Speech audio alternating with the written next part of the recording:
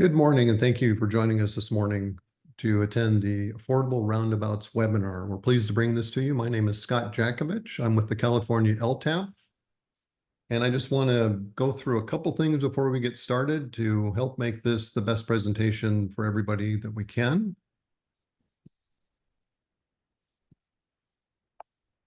If I can advance my screen. Couple housekeeping items.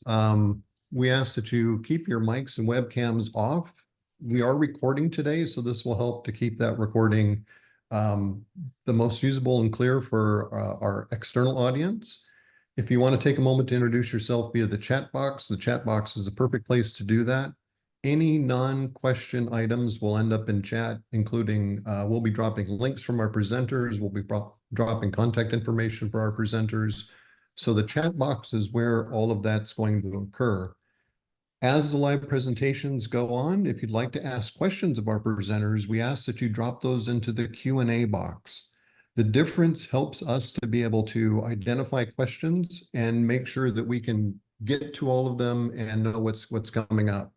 So questions for the Q&A box, just regular chat for the chat box, that would be very helpful.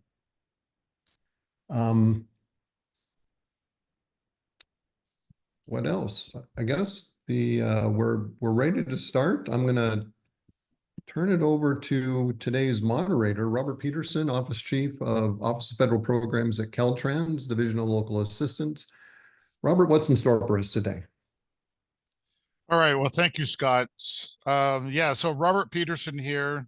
So I really want to thank everyone for joining us today.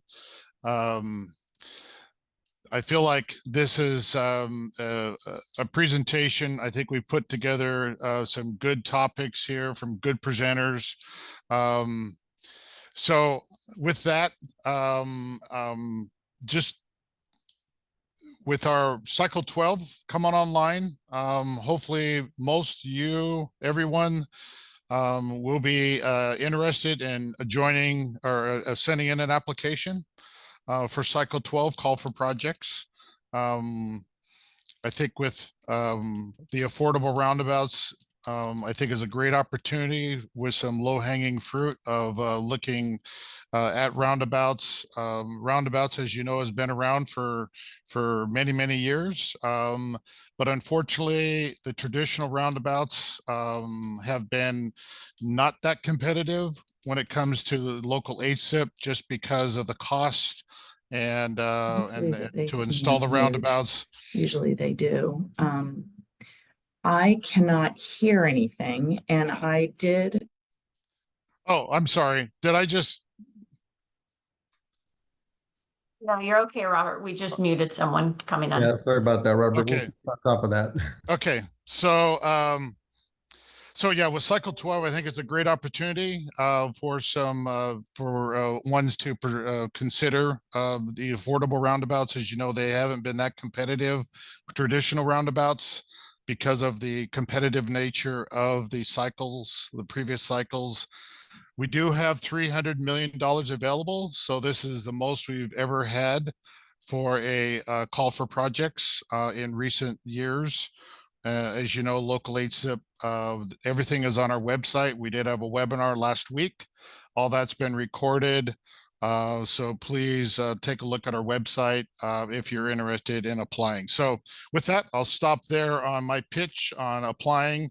As you know, these type of roundabouts, I think, are affordable, and you can put a lot of them in one application. So that's the beauty of it, and to be very competitive. I think you're going to find that. With that, you're going to be hearing from some very distinguished folks that are very familiar with roundabouts. I think some of them have probably forgot more about roundabouts than I'll ever know. John Liu from District 6, he's our deputy director. Their district in Fresno have installed many roundabouts. So he's got some great information to share on why now. We're going to be hearing from our partners up in Washington State. That state has been very aggressive and installing roundabouts around the state, and they've got some great information to share about the smaller roundabouts and how to, the things that you can consider. And then our partner down in City of San Diego, Phil Rust.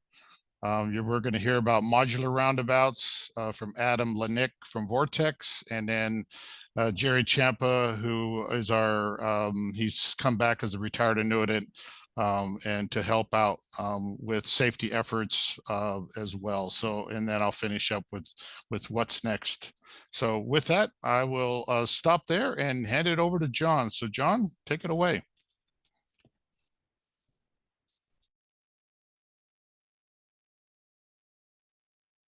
Good morning, everybody. My name is John Liu, and can everyone see the presentation okay? Looks very good. Thank you, Robert. So as Robert mentioned, I am from Caltrans District 6, which is based in Fresno. I'm the Deputy District Director for Maintenance and Operations. And what I'm here to talk about is why are we considering making roundabouts more affordable? And the quick answer is we want to implement more of them. Because we do know roundabouts save lives, they reduce injuries, they improve operations, congestions. There's a lot of good things about roundabouts. So I'll just kind of give a quick summary of all those good things because they are a proven safety countermeasure. Now, what are some of the ways that we can make roundabouts more affordable? And one of the ways is utilizing smaller roundabouts, which are called mini roundabouts. And then I will wrap up giving a preview of a new process that's called ISOP. This is an update of our ICE, Intersection Control Evaluation. This will be released any day now. And we will also be having an upcoming online training. So more information will be available about ISOP. So safety is Caltrans' highest priority, and I'm sure for a lot of local agencies. And we know that there are just way too many crashes that result in serious injuries and fatalities. And a lot of communities have adopted Vision Zero policies to try to reduce these types of crashes to zero. We know it's just a lot of tragedy happens in the aftermath of these crashes. And we're trying to improve the livability of our communities. We want them to be more walkable, give people different transportation options. And we need to just reduce that amount of injury that's happening. And at Caltrans, we have similarly adopted a Vision Zero policy, which is our Director's Policy 36. Our vision is by 2050, we're going to eliminate all fatalities and serious injuries on all public roadways, not just state highways, but also our local transportation partners. And how are we going to do it is by, we have adopted the safe system approach. And for those who are not familiar with the safe system approach, there are 6 principles, and I will just kind of highlight 3 of them. First of all, we recognize that humans make mistakes, and any kind of mistake should not result in some type of serious injury or fatality, and humans are vulnerable. We can only take so much trauma in our bodies. So what we really need to do is reduce the kinetic energy transfer when we have crashes. And the third one I want to highlight is safety is proactive. So generally, the state and local agencies are pretty good at reacting to crash locations. But we want to think about how do we be more proactive? How do we implement safety improvements systemically? Because that's going to really help decrease crashes in the end.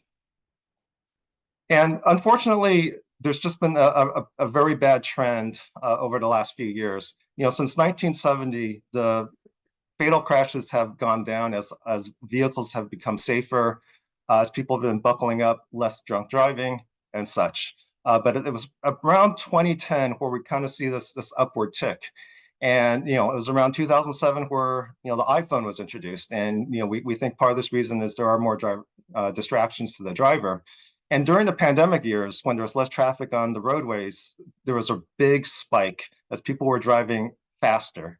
And fortunately, there seems to be a downward trend, but still 4,000 people dying on California public roadways is way too many. I mean, that's 12 a day. And we really need to do all we can to reduce that. And when we look at the state system versus the local system, even though the state highway system, we carry slightly more than half of the total traffic load, almost 2/3 of the crashes actually happen on the local system. And part of the reason is on the local systems, you typically do not have access control. You have a lot of at-grade intersections, you have driveways, a lot of conflict points. So that's an area where we really want to focus.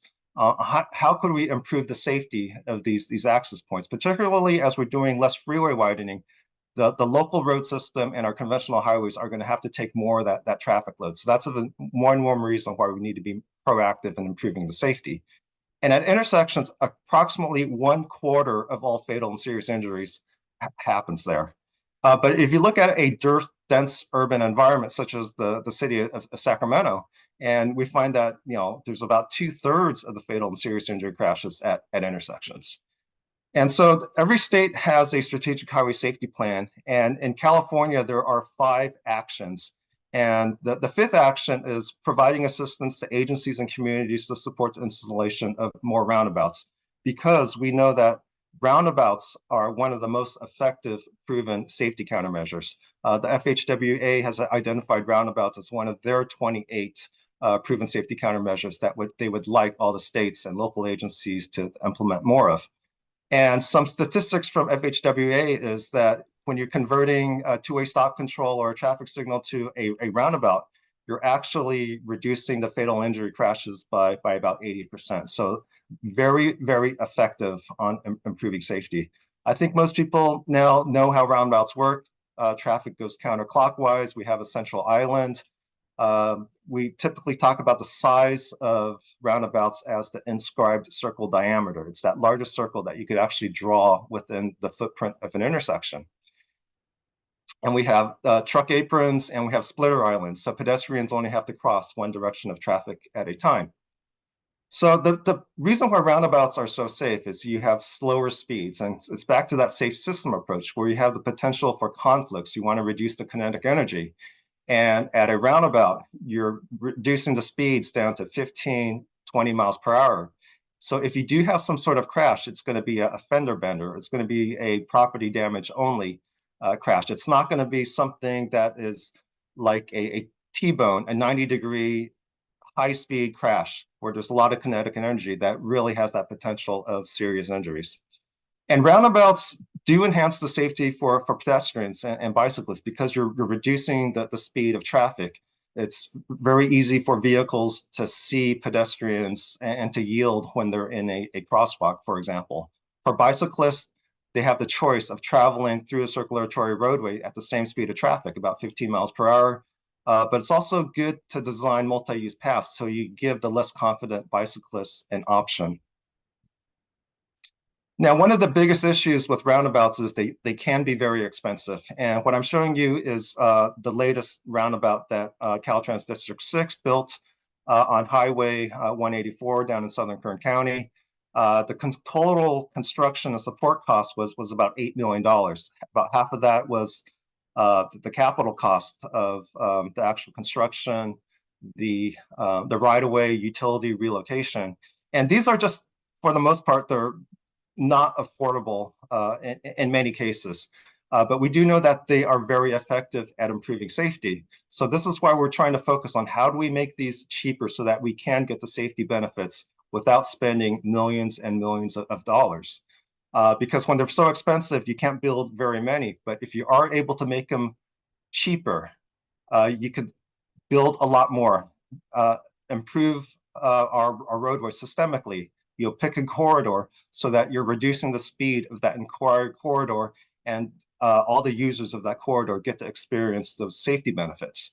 And if you're able to tighten the right-of-way to minimize the amount of right-of-way and potentially not even actually have to purchase any kind of right-of-way, you're able to speed up getting that improvement so that the people could start experiencing the benefits and start saving lives faster.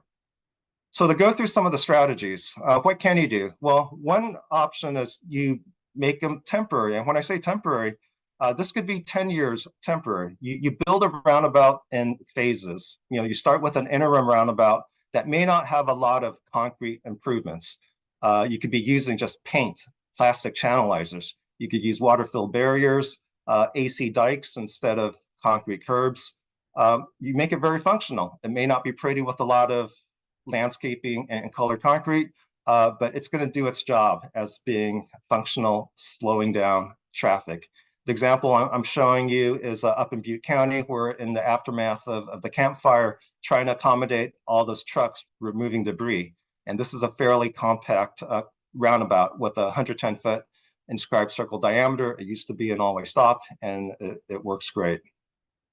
Another strategy is just making the roundabouts smaller. You know, our typical rural roundabout is 150 feet or so ICD. That requires acquiring right-of-way, just going through a very long process, more environmental issues as you get more right-of-way. So if you're able to make the roundabout smaller to have less impact, but you design it so you still have your proper performance checks to slow the speed of traffic, you're going to achieve those safety benefits at a much lower cost. The example I'm showing you is from Southern California and San Diego, in the Bird Rock neighborhood of San Diego. La Jolla Boulevard city, they built a series of 5 compact roundabouts. What used to be a very traditional auto-centric 5-lane cross-section street has really been transformed into this much more livable, walkable community. And those ICDs are in the 80, 85-foot range. And in District 6, we use that as the inspiration to remodel one of our highways, which has a very similar 5-lane cross-section. So this project is currently in the design process. I actually used pictures of Bird Rock in the city council meeting to describe what this corridor can be. So we are going to be taking out 3 traffic signals, replacing them with compact roundabouts, ICDs of about 95 feet or so. We're still accommodating very large STAA trucks through this corridor. And the last strategy I want to bring up is mini roundabouts. So these are very small roundabouts, typically in the range of 45 to 90 feet. The defining feature is it has a traversable central island. It could be painted, it could be just a hump of asphalt concrete. But there's also these modular options, which you'll hear more about these in this webinar. The splitter islands, they could be painted, they could be raised with curbing. There's also different plastic products, temporary curbing products. But these could be done much more cheaply than typical roundabouts. If you're using some of these modular projects and such, the cost could be $50,000 or even less. If you want to do some landscaping, redo sidewalks and things, then the cost will obviously go up. But these are one way to really make neighborhoods and downtown main streets, to transform them, to slow down the traffic, just to make them much more livable places, but most importantly, to improve the safety. So one of the best things about mini roundabouts, it could slow down the speed of traffic. And they're typically placed on roads with a 35 mile per hour or less. However, if you use speed management techniques, you can actually place them on higher speed roadways. They've been successfully used, for instance, on 45 mile per hour rural locations. You just want to make sure you have the proper speed reduction treatments. For instance, it's having raised long splitter islands. It's having advanced flashing beacons. It could be perhaps having additional traffic calming measures, additional mini roundabouts at adjacent intersections, for instance. And as far as locations and traffic volumes, the general rule of thumb for a traditional roundabout, we typically use the figure of 25,000 ADT of vehicles entering. For a mini roundabout, it's probably a little bit less. We kind of use a rule of thumb of 15,000, but we do think you could actually accommodate more traffic, because what you really need to do is look at the peak hour flows, the traffics that are entering in each particular leg, and actually using Sidra or some kind of analysis tool to find out whether a particular location can accommodate high traffic flows. So just kind of take these numbers with a grain of salt, because roundabouts are very flexible. They're very forgiving on what you can actually do with them. So a quick preview of ISOP. ISOP is the update of intersection control evaluation, which was the framework to decide what type of intersection control or intersection form at a particular location on a state highway system. This is not something that's required on the local road system, unless it intersects with the state highway. But there are a lot of concepts that you certainly may want to consider as you're looking at your own system. So ICE was very successful in having Caltrans consider other types of intersections, particularly roundabouts, but there are other types of treatments that are analyzed in ICE. So ISOP only applies to state highway systems, or as I mentioned, and it's when we have a new intersection, or we're expanding an existing intersection, or we're changing the type of traffic control. We're going from stop signs to signals to yield control, for instance. Then we got to apply ISOP. And just like ICE, it's a two-stage process where you have your initial fatal flaw analysis. If you have more than one viable strategy, then you want to go into the more detailed analysis. So in Caltrans lingo, it's during the PID phase, you do your stage one initial screening. During the PA&ED, the project approval and environmental document process, you're doing the detailed analysis if you have multiple strategies. And context is very important. We look at a rural intersection very differently than a downtown intersection. And it is meant to be scalable. It is not meant to be a burden. It just provides you a framework of how to analyze a particular location. And with ISOP, we are incorporating the safe system approach because we are definitely favoring safety over mobility. So I'm not going to go into details, but there are two stages. And stage one is, as I mentioned, it's kind of like the fatal flaw analysis. Not spending a lot of resources, just kind of gathering information, just doing some very quick and dirty assessments. And then if you have multiple potential alternatives, this is when you do the very detailed analysis. So some of the key changes is we provide more guidance as what we do in analysis, including bikes, peds, transit, and freight. We provide you with standardized forms, so it's just very easy to present the data in 2 pages with some attachments. We do require the use of the highway safety manual in stage 2 if there are multiple potential alternatives. And streamlined conditions. So one I do want to highlight is that if you do have you meeting signal warrants and the cost of a roundabout versus a signalized intersection are pretty equivalent, you can go straight to the roundabout without doing a lot of analysis, because we do know that safety outcomes for a single lane roundabout is generally much better than as a traffic signal. If you're short of funding, we want you to consider phased or interim improvements, similar to that so-called temporary roundabout I showed you earlier. We don't want you to just go out and do what's easy and convenient, because a lot of times you're going to be stuck with that forever. We want to make sure that we have the ultimate best safety outcomes. And the strategy will have to support the safe system approach and not necessarily whatever has the highest benefit cost ratio. And we also want our district traffic engineer to concur with the recommended strategy. That will conclude my presentation.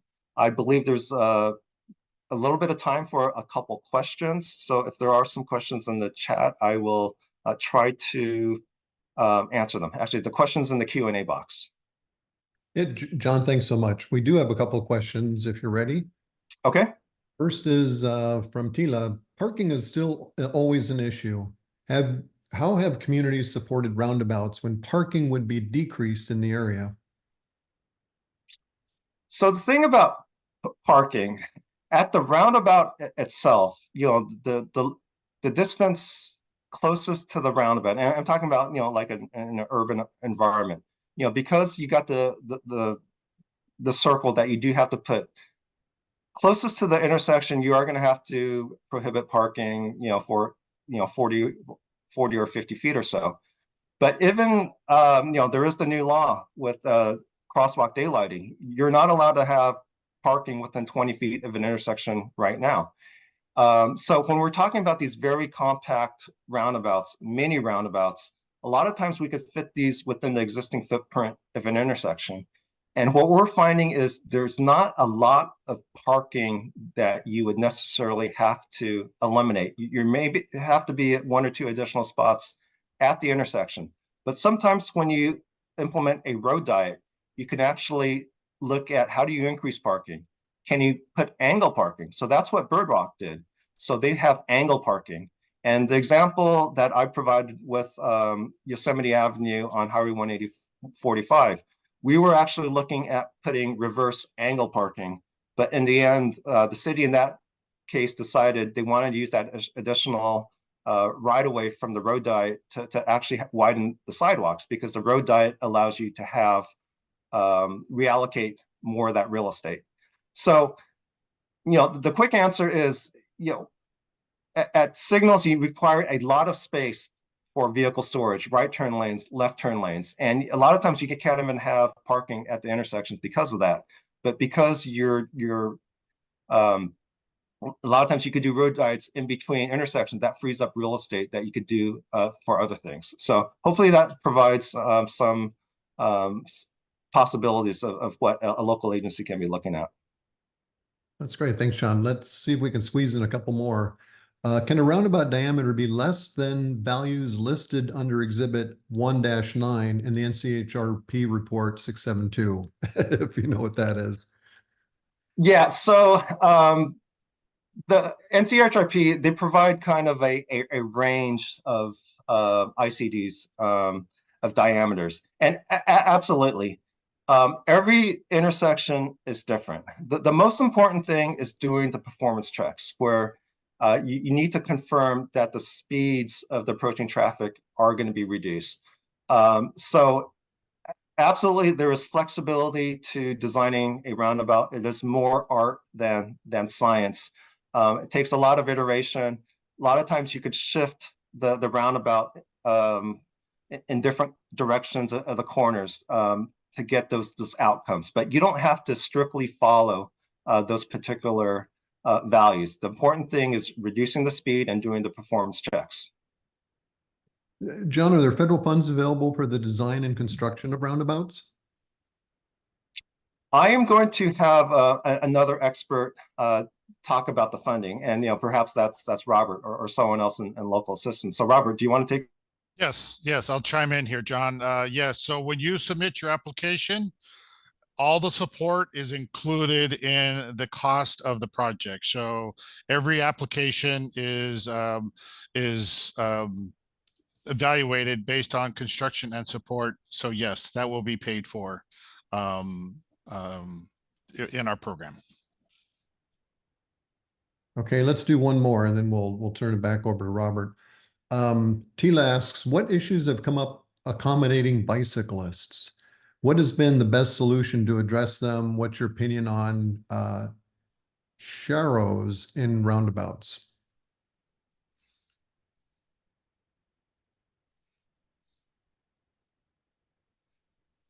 Did we lose you, John? Okay, I had an internet glitch, but I'm back now. Did you hear the question? Was about the federal funding? No, this was about what issues have come up accommodating bicyclists.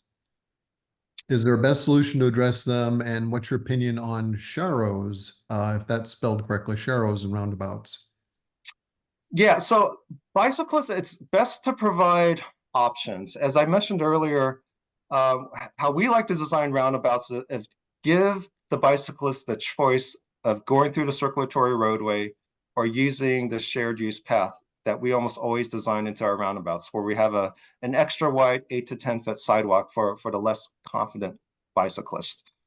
We do find the multi-lane roundabouts can be a little bit more intimidating. So for those, we definitely want to have the multi-use pass.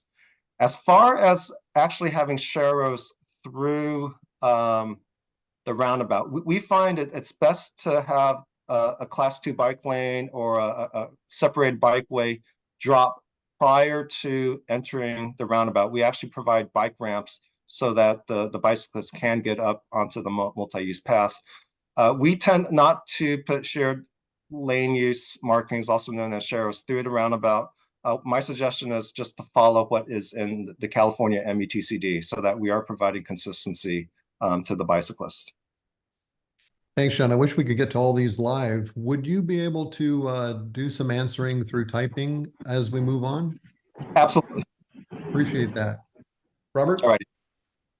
All right. Well, thank you, John. Yes, John is very knowledgeable, and they've done a lot in District 6. So yeah, and John's going to be there. I will just say that John will be there as a resource for everyone. I'll just I know he's more than happy to help out, and he's also leading the ISOP effort as well. So thank you, John. And yeah, now we're going to turn it over to Brian Walsh and Dina Schweiers from Washington State.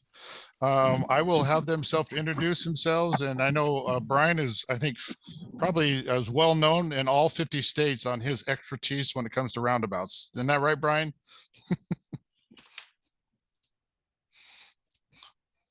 Robert, it's hard enough working with him. We don't need that kind of help from you. Brian, we need your other screen. And Brian, unmute yourself when you get a chance. Am I unmuted now, you guys? You're good. Okay, but I need to share. So thank you guys Yeah. for, I will go ahead and go to this screen. Can you guys see my Yes. screen now? Perfect. In full screen mode. Awesome. Well, good. Yes, thank you, Robert, for the nice introduction. Brian Walsh, I'm with the Washington State DOT. John Liu did a very nice job of introducing the subject, and I know that Dana and I will try to do justice to it. So Dana, you could go ahead and introduce yourself. We're kind of a cabal here at Washington State with roundabouts. Well, I've been working at DOT with Brian for 30 years now, and probably built more than that of the roundabouts themselves. So my name is Dina Schweiers, 30 years at my DOT, and I'm excited for this opportunity to share what Washington State's been doing. Over to you, Brian. Yeah, thanks, Dana. And for the California audience, we're going to kind of bounce between about 30 slides here. And John Liu did such a nice job of lining this up. I think that you'll see some commonalities with how we look at affordable as well as a scalable roundabouts. One of the things that our state, much like California DOT, Caltrans, we're trying to reprioritize safety over capacity. And John made a really good point on safety over mobility. If we don't get to that point, we start to see, and many of you that might be doing traffic analysis see that we sit there and we have a filter of always capacity, and we lose the ability to talk about a better outcome in the near future and then for the future. And so Dina and I talk a lot about speed management. And any thoughts there, Dina, you wanted to share on this slide? Well, speed management for sure, but just to hit on, I just was working with the project office, and we're still getting resistance internally by doing the projected traffic volumes for, say, a safety project and showing that we anticipate maybe 1 hour of less than desirable level of service. But our push is to say, but look at, you're getting the other 23 hours of great service out of these roundabouts. So, and a lot of times with our projections, they don't even materialize. So I would encourage everybody to just not toe the line too rigidly with this capacity question. Yeah, excellent points. And of course, speed management gets you some of these multimodal advantages when we talk about bike and pedestrian safety. If you can lower the speeds of vehicles, you can certainly get better outcomes. And if you're a Vision Zero state like we are, your whole goal is to reduce fatals as well as reduce severity. One of the things about affordability, and once again, I feel like we're repeating a little bit from what John Liu said, but I think it's good to hear it maybe from a second perspective. There are a lot of intersections out there that have safety issues, and the idea that you can work to fit something that's scalable in a smaller ICD and maybe not get caught up in the standards of how big an inscribed diameter needs to be, you can get outcomes like this. This happens to be not far from Olympia, Washington, in a place called Shelton, Washington, where a project, a complete streets type of project was being done. And they anchored it with a roundabout because they had some safety issues here, but it was more about the project and doing some things that were more about traffic calming, neighborhood type of thinking in a community. Not on the state system, I want to note that. That's not a DOT roundabout, but you can see this spreads across the local system as well as state highways, where we don't always know the pieces that we should from a context. And so this was a great example. DOT was asked to be a part of this discussion. Affordability. One of the things that Dana and I will touch on here a little bit longer than most is that we look at the cost estimating piece is really difficult. John Liu laid out a really expensive roundabout. John, we have our share as well to the Caltrans folks, and Robert. We have built some pretty expensive roundabouts. And what we're finding is that we really want to talk about cost estimating. We think it's an art. It's about assumptions. We've seen some bids that have come in pretty low and we make the assumptions reasonable, and right away takes obviously add time and money. And if you could build a smaller roundabout that's 5 or 10 feet for an ICD, let's just say, for example, you do really good with getting a better cost estimate, which then obviously moves into that next phase of bids and that type of thing. So we, in this presentation, will be talking about construction costs. John, you were very honest and transparent when you talked about how much support costs can be there, but the hope is support costs are kind of built into the system, but construction is a big deal of the cost. Dan, any thoughts there? Yes, I was going to just say that we like to approach each location with the bare minimum and then work up from there. Is it worth the illumination, or is there adjacent illumination sufficient enough? And so let's decide that trade-off isn't worth the investment here at this location. So I think it's really crucial to look at the curbing, look at the material, look at all these different choices that we need to make, and really try to keep those costs down, because it seems like our design offices, we still are in this era of thinking it's got to be a Cadillac, a perfect one. And we found through these years that it really doesn't need to be. Yeah, excellent points. Thank you, Dana. We have worked in this agency to talk about level of stress for the multimodal. I think it's an important thing. Our active transportation people are recognizing that the level of stress is really based a lot on not only volumes, but speed of vehicles. And so we're starting to see roundabouts that fit into a fairly nice level of stress too. And signals don't meet that level of stress in many cases. And so as you guys know, signals are usually lots more lanes. Single lane roundabouts are fairly robust. Even a multi-lane hybrid, it can be pretty robust. We have some big arterials out there. So level of stress goes up with the number of lanes for multimodal, and that's how we look at stress. So roundabouts fit into that nicely for our thing. I would just like to add on that yeah, slide, though, there a couple things changed in Washington. We had a mandate by the legislature for complete streets. Complete streets requires you to attain a level of stress of 2 or better. So naturally, it just feeds into, well, of course, roundabouts have to be the preferred alternative for all the modes of travel. And we're also developing policy that is the roundabout first policy. So as the gentleman said before, you're not going to have to do additional analysis or paperwork if you go to the roundabout first. So that helps the PE costs. And Dana, to your credit, Dana's our documentation expert and really helps our regions get to better spots and not burning a lot of time in getting to this. And I hear some parallels there with Caltrans as well. It's important to have that support from the headquarters function or from a region function. I just wanted to talk about delay reduction. I think that we can go through a lot about roundabouts, but delay reduction is real. I think that we play around with models a lot. And classic example right here in an interchange in Olympia, they're building 3 roundabouts on one side of the interchange and they have a signal on the other side. We're still in construction and there's no delay at the roundabouts. It's similar volumes. The signal has cues. It's all about left turns. I can't emphasize that enough, that the modeling piece we need to put into a practical piece. And I think Washington State DOT, and I think most of the states that are going through ICE processes are recognizing how we overemphasize capacity. And that's kind of a legacy issue that we've picked up as engineers in our age groups here, and maybe the next generation below us, that delay reduction is real, and it's real every second of the day when you have a roundabout in play.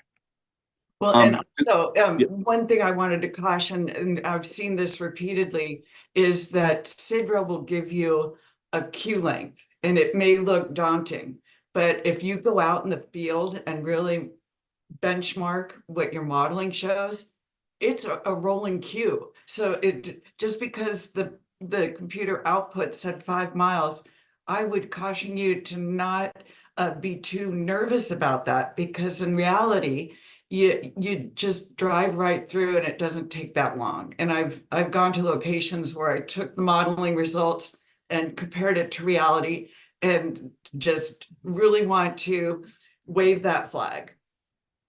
Yeah, Sidra's a great model. There's no doubt that it's the go-to, at least for a lot of agencies.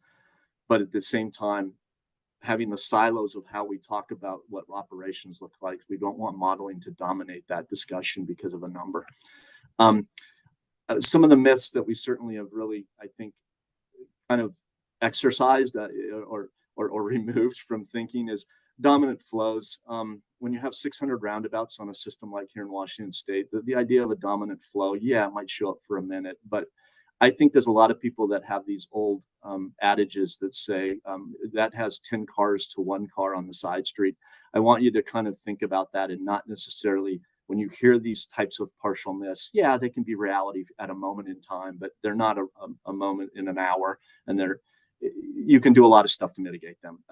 You can do metering, you can talk about the system and model the bigger system and see that signals are holding back some of the flows, that type of thing. So volume to capacity, and I know Dana has a real great experience back here on some of this stuff. 0.08, 0.85, people will add a second lane to a roundabout, and we're kind of done with that. We might even go to a V over C to 1. So you modelers and analysis people, you need to recognize that if you're going to get better outcomes, you have to start to look at your piece in that outcome. Posted speed limits, we have 65-mile-an-hour approaches. We do what we can to lower that speed threshold as they approach the roundabout with signing, chicanes, speed reduction pieces, and also volumes. We know that 20K, we have a couple roundabouts, not compacts, but we have a couple conventional roundabouts that are well above 25,000 and doing just fine, not looking to expand them. And then finally, the model defaults. I think we've hammered on that fairly extensively, that models, they only help you so much. They're kind of a screening tool, but they're also, don't over screen things. Denny, any thoughts on those 5 things? Well, I just remember when we were doing the guide meridian on up in Whatcom County, and it's a 50 mile per hour. We're putting cable medium barrier with 4 roundabouts in series. It's part of an NCHRP case study. But I remember Hillary from FHWA calling me and saying, well, you have such unbalanced volumes. How's the performance? It's fine. You know, the predominant flow is north-south, so there's no issues. So always the myths, as Brian called them, challenge the thinking and just see if it makes sense to you. Yeah, great points. Dana, I'm going to turn this over to you. So when you're ready to move on to slides, we're on slide 9, and I think you have the next 7 slides. Okay, well, I know we're short on time probably.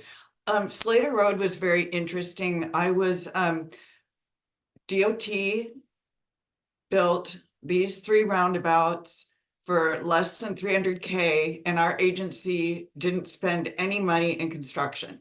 We did the designs, and basically it was a simple approach. We took the school buses, looked at the existing roadway prism, and whatever was left became the Central Island size. And so it is at a ramp terminal on I-5, so pretty busy, but lower speeds, and we were able to do it in 1 weekend. And we got so lackadaisical that I guess we forgot to tell people that there were going to be this thing. And so on Monday morning, I actually saw a car almost rear end something else because it wasn't the practice there. But this came about because we had backups on I-5, and Whatcom County was getting a lot of pressure because Slater Road was backing up. We have Lummi Nations on the left side of your screen, and we just put these in place in 1 weekend. And like I said, the price was 300K, and I'm embarrassed to admit signing was 60,000 of that. I remember that quote. These were temporary too, and they've been in place for over 10 years. So there you go. Yeah, just kind of showing some pictures, Dan, if you're looking at that as well, and you guys can see that in a weekend and overnight. They place these three. Went that from people are level of probably service interested. F to level service A, and it's 10 years later. Left turns, as we noted before, and then we were talking about ICDs. You fit this within the existing roadway prism, 82 feet for an inscribed diameter, obviously edge to edge, 102 feet. So folks, there's a lot of spots on your system that probably can fit a compact roundabout, and other presenters today will certainly share lots of examples as well. And just to kind of call out Brian, when we were doing this project, he calls me and he goes, Jenna, what are you doing? We're never going to build a permanent one again. They're going to all be these, temporary fixes, but they operate really fine. Yeah, I'm a believer now. Sometimes it takes a village, as we know, even getting my PowerPoint up today, the village, it matters. I wanted to show some construction details that this was the second generation of Denna's work up north. They did another location. You can see they hired a concrete manufacturer to do these small curb sections, grind outs, and overnight. And you can see they fit the radiuses. They ordered it to size, meaning they obviously made the central island size they wanted, and then cut these into pieces, sealed up the joints as best they could. And all these locations, you can see we have trucks at a very high truck percentage. It's an interstate ramp. And the inspiration, of course, goes back to this original issue with mini roundabouts, which the UK and parts of certainly Australia and other places of the world had a lot of these, and we have certainly brought them forward here in the United States. Well, with the Slater Road example, just quickly, the county wanted to put a four-way stop in, and we knew that would further exacerbate backing up on main lines. So we took a calculated risk because the environment that I worked in up north, we were the cowboys, as our nicknames would be. Our rumors were well founded, but let's try it. Because, there was so much pressure with the backing up on main line. Let's just see what happens. And it was a great success. So I think it's worth trying new things and adjusting after the fact if it's not the best outcome that you were hoping for. You certainly will get the safety and the delay reduction, and sometimes people are into aesthetics, and those are things you can work on, and you'll hear from later presenters about that. I just want to talk about how quick this is. Dennis talked about how fast you can put these down. John gave a really good example. I think it was up in Butte County during one of the fire recovery efforts where the four-way stop wasn't working well. We are starting to use them for detours. We have one region, a separate region than the one Dennis was talking about, that does a lot of these $20,000 6-week detours. And this particular roundabout, 2011, handled over 20,000. And I'm going to show you another example. We did this last summer. And so they are pretty simple, signing, striping, and you're off and running, and obviously signing and getting people's attention as they approach these things if they're on higher speed approaches. This one, everybody had to either go left or right, so a pretty easy process. A better photo of the location, you guys can see this is a fairly significant arterial. It's got median barriers, so it's obviously got at-grade stuff, at-grade intersections, but it's got barrier separated 4 lanes, so the speeds are high, and we put a temporary roundabout here for 6 weeks, never had any fatal or serious injuries.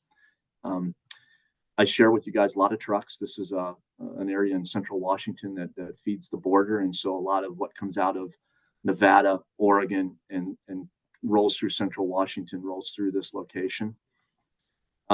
Just nearby, a similar setup where a roundabout that was part of a paver. And I was going to note that to many of the local agencies that might be on the phone, is that you probably go through and do rehabilitation on your roadways. It's a perfect opportunity to try to look at incorporating a roundabout design like we've talked about here. And we did this one for $376,000. That would have been the cost of constructing the roundabout pieces of the paver.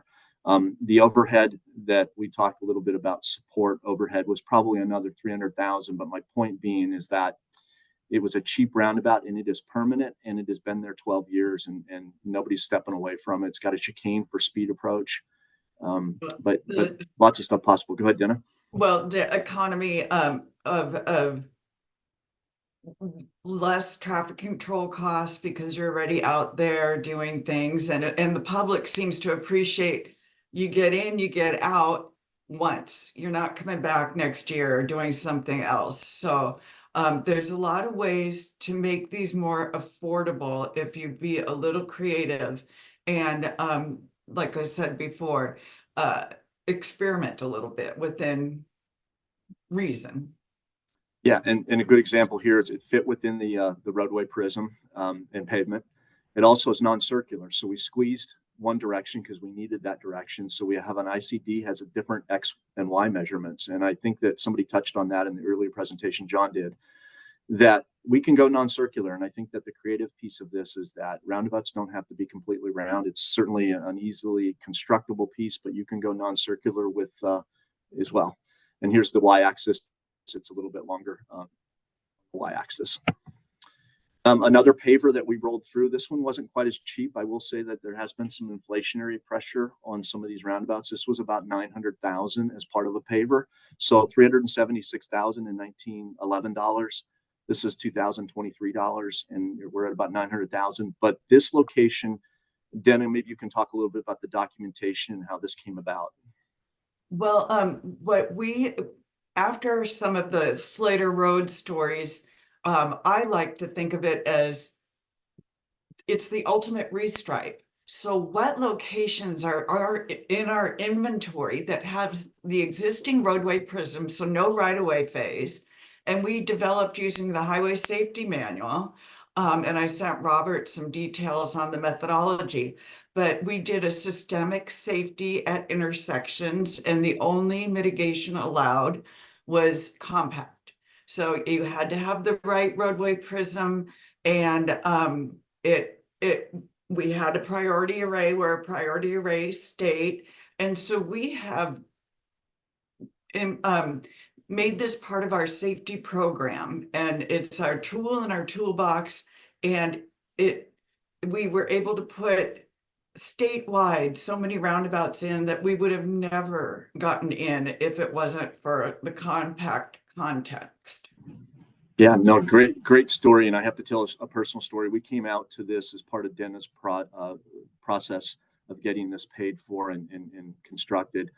We came out and did a before evaluation, then came back for an after evaluation. And one of the things that we noted, we did not want to cross this facility. It was a 65-mile-an-hour posted speed limit. And when we were out there as a group, nobody wanted to attempt crossing 395. It's got about 12,000 ADT and a lot of trucks. And so as a result, we were a bit hesitant to cross it because, I mean, you have to trot. It's not a safe pedestrian. You guys can see there's some pedestrian-related businesses here. That's an ice cream shop in the left side and the upper left side. And so when the roundabout was built, we have cut-throughs meeting what we call our ADA piece here for accessibility. We were able to cross no problem to go get ice cream. So those are proof in the pudding that these things matter from a safety standpoint when you knock speed out of a facility.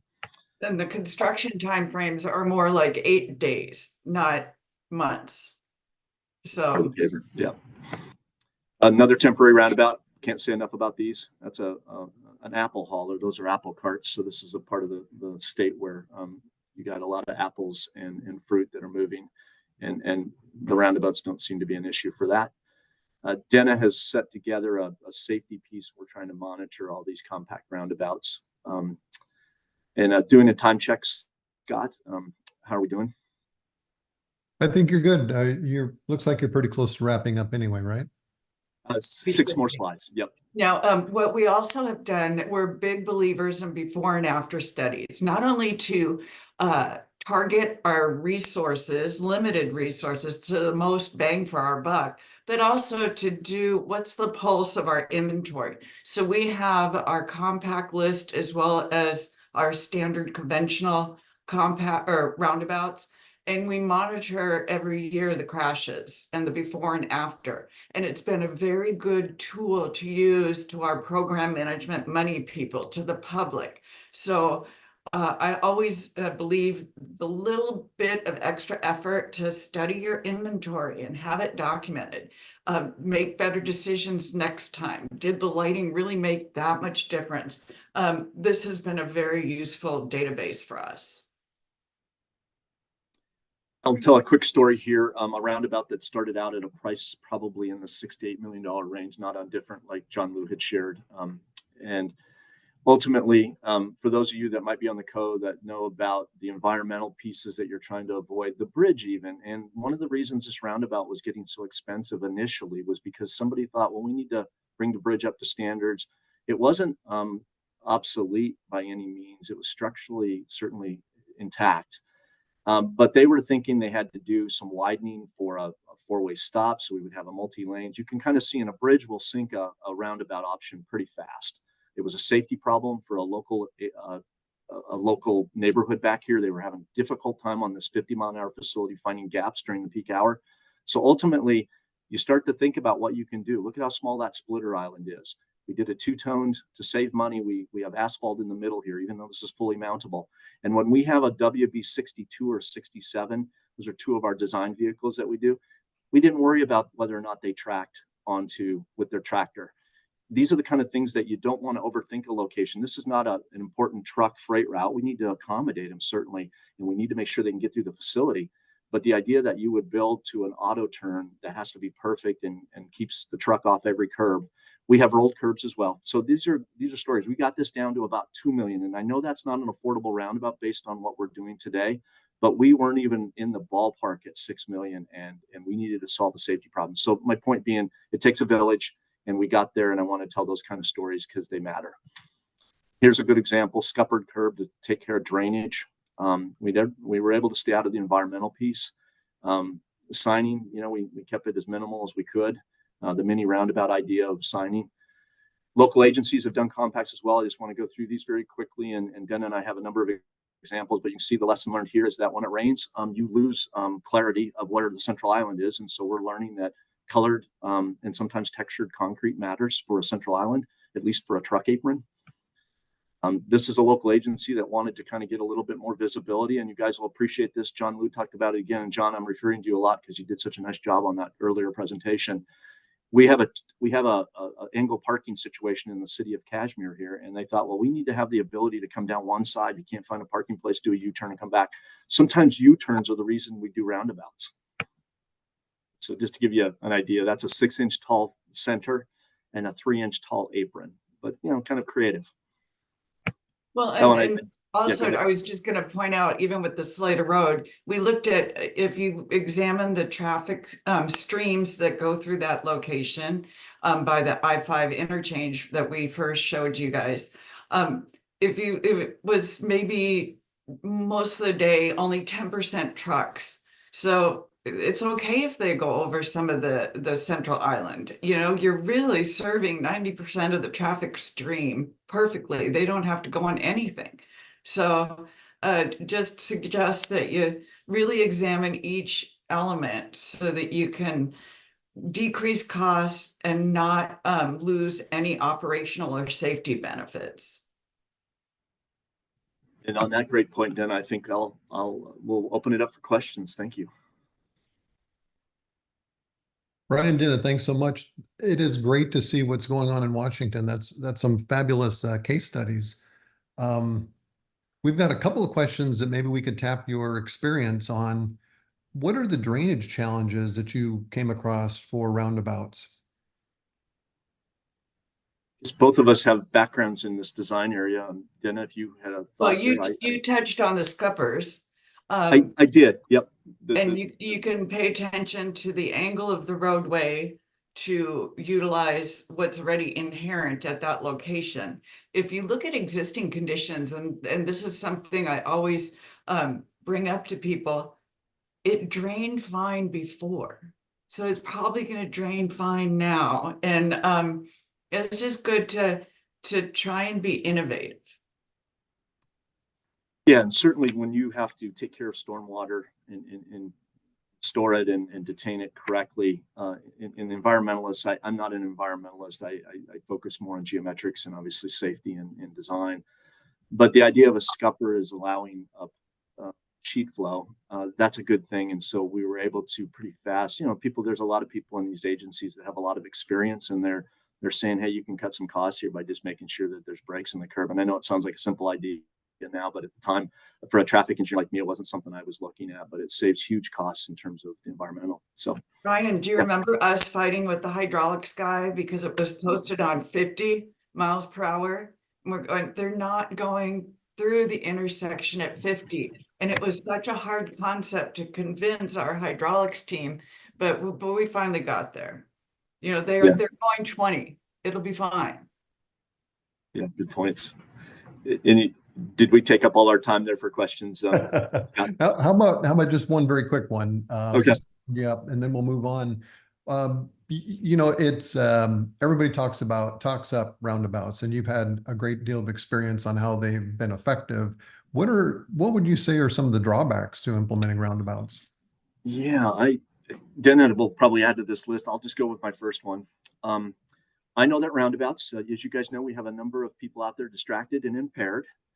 And we seem to find people that hit these roundabouts. And this is what's scary about our system is think about how many times they go through intersections where they weren't in the game, meaning they weren't paying attention.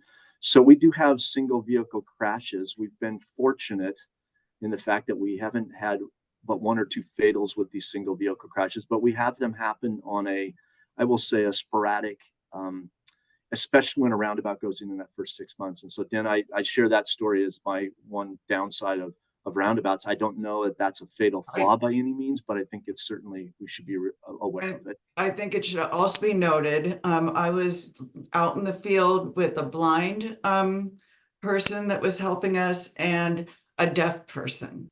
And so they intrinsically have concerns and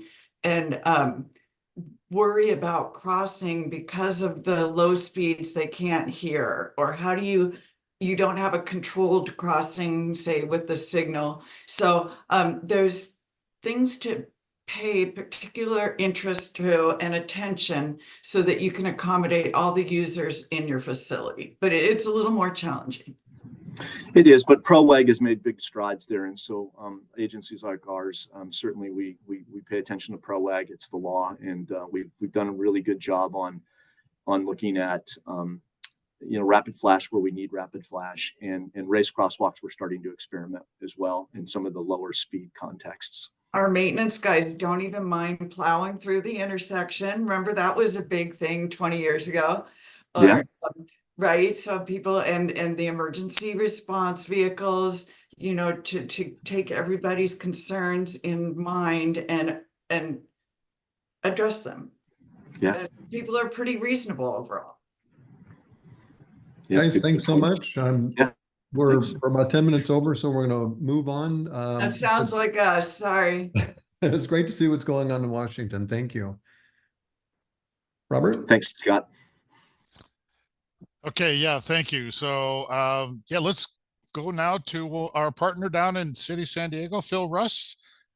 He's going to talk about what they are doing to achieve Vision Zero in their city. I think you're going to be find this of interest. Phil?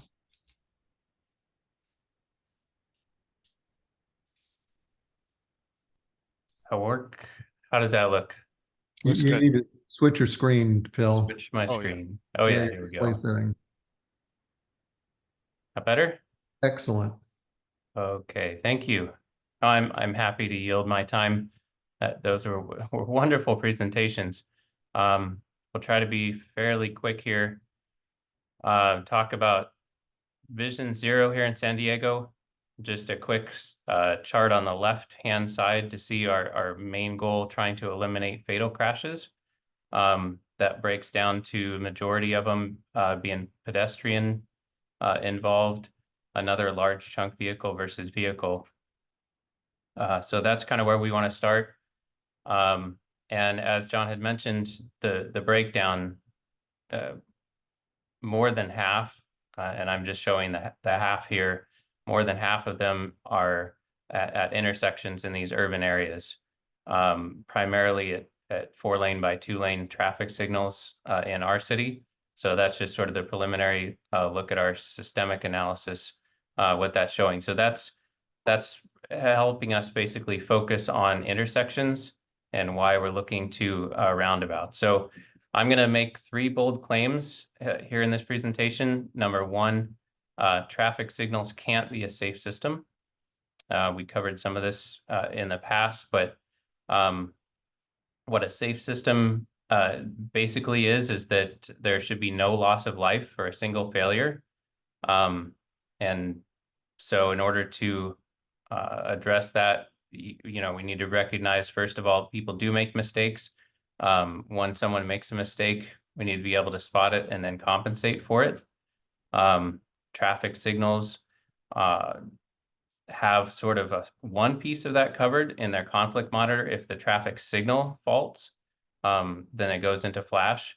What they don't have covered is if somebody runs the red. So if a human involved in this makes a mistake, you know, just picture yourself approaching this light here on the right-hand side. You would have to look in opposite directions to see the two approaching vehicles and make sure, you know, do you even have sight distance to tell whether or not they're going to stop? So, I mean, the fact is most of us see a green light and just proceed without checking. So, kind of a failure there. And then unfortunately with pedestrians, at least one of these threats is always behind you. So the contrast here with a roundabout, it provides redundancy in that there's no signal intermediate in between. So interaction between a vehicle and a pedestrian, or a vehicle and a vehicle, is always direct, and they're always in front of you. So you're able to respond if you see that the other person makes a mistake. You're able to compensate for that. And the other thing that makes it easy to see if they're making a mistake is that it's very simple. Every decision is spread out. So as you're approaching the crosswalk, you're not worried about circulating traffic yet. Once you get past the crosswalk, you're not worried about entering traffic. You're just watching circulating. Once you get in, you can actually check if somebody's not going to stop on the entry. You can hit the brakes there.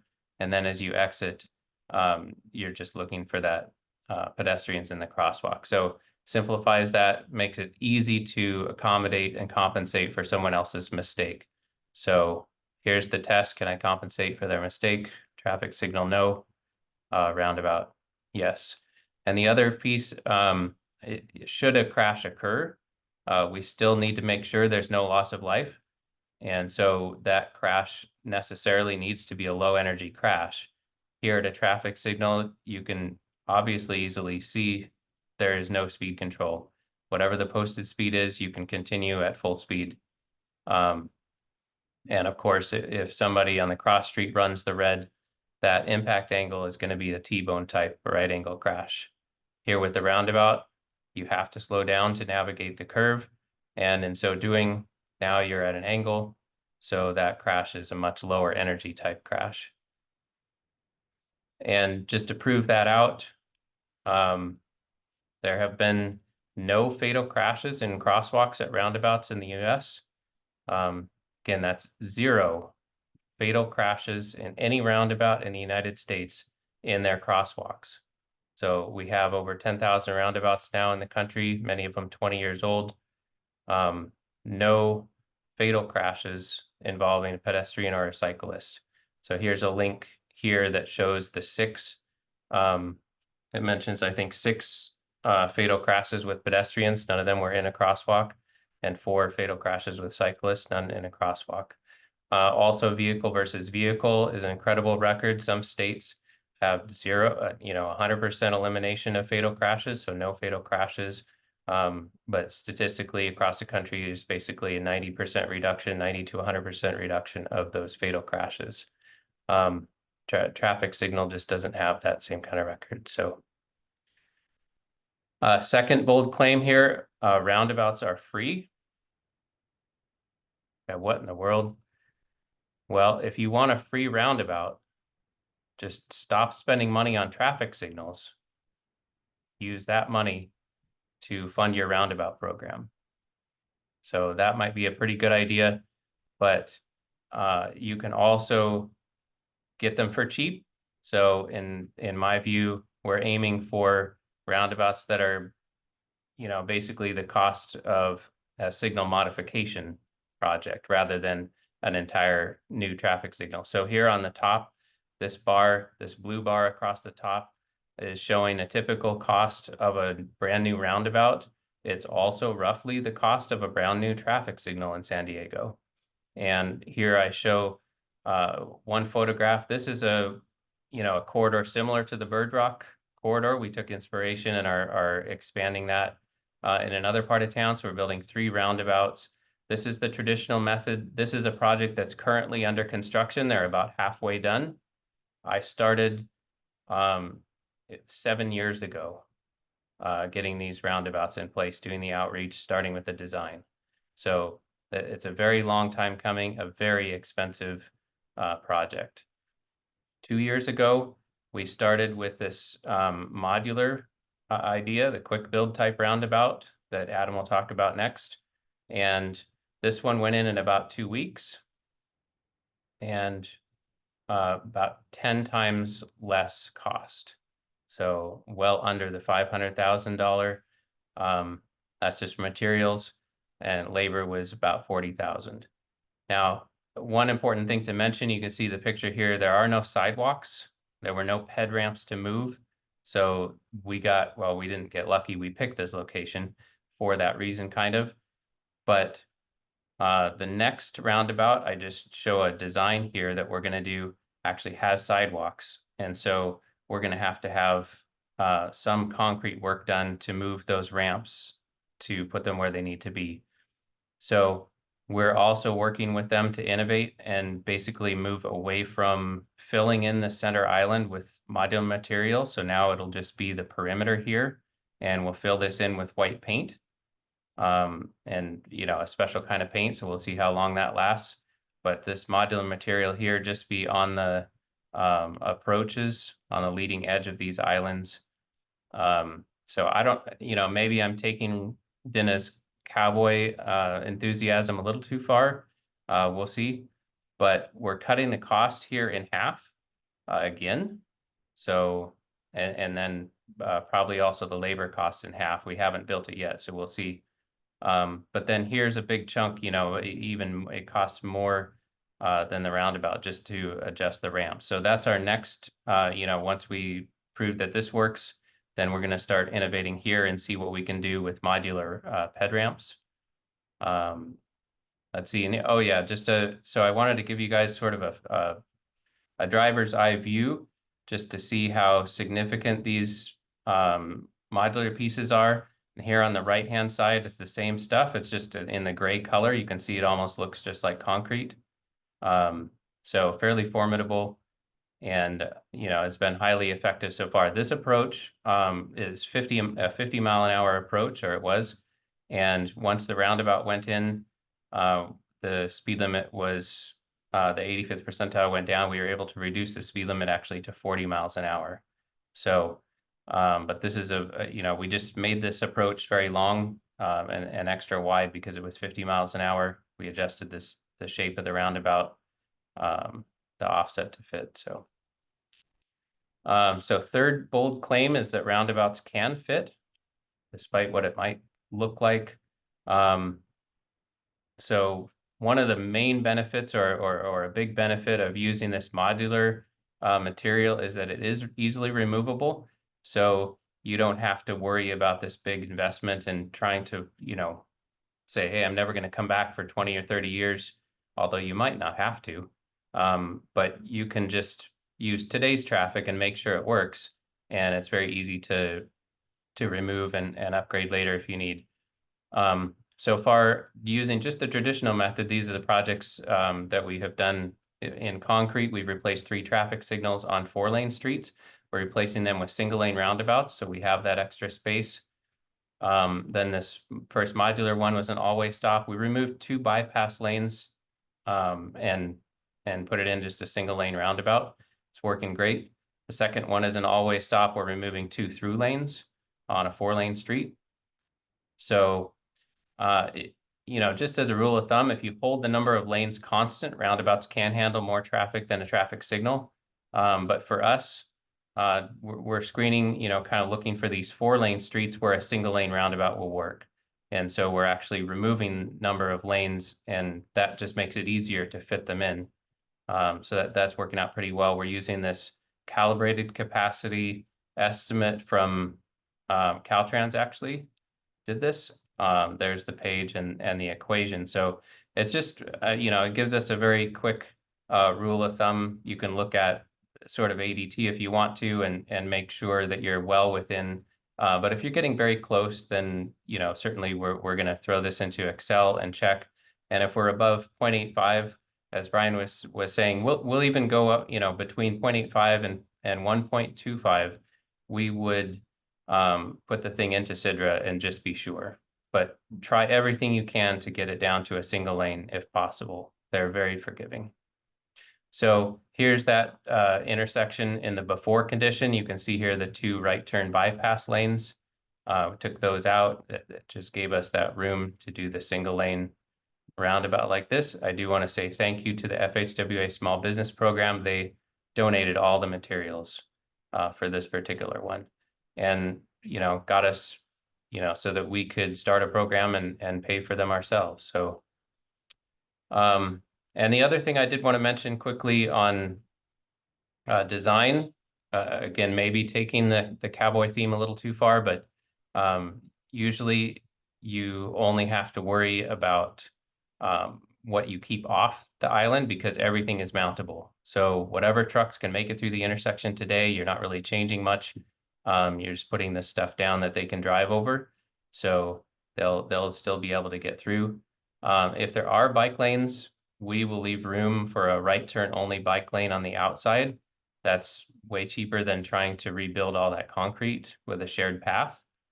And so it just shrinks our circle a little bit, but it wouldn't shrink it that much compared to where we would have had to put that shared use path in. And certainly on the higher speed approaches, we get longer, wider splitter islands. And if it's on a bus route, we'll design it to keep the buses off the islands. So here, just as you know, you can see here, we're designing it to keep the buses off these raised portions. So that's really the design constraint. And then we're leaving this space around here for the bikes. There's a bike lane coming in, and they'll cross and continue like that. So yeah, I don't want to steal Adam's thunder, but here's, you know, a lot of other locations, including this one in San Francisco here in California, that are using this modular material. And that's all I've got. So any questions? Bill, thanks so much. Yeah, you almost caught us back up on time, but let's squeeze a couple questions in for you.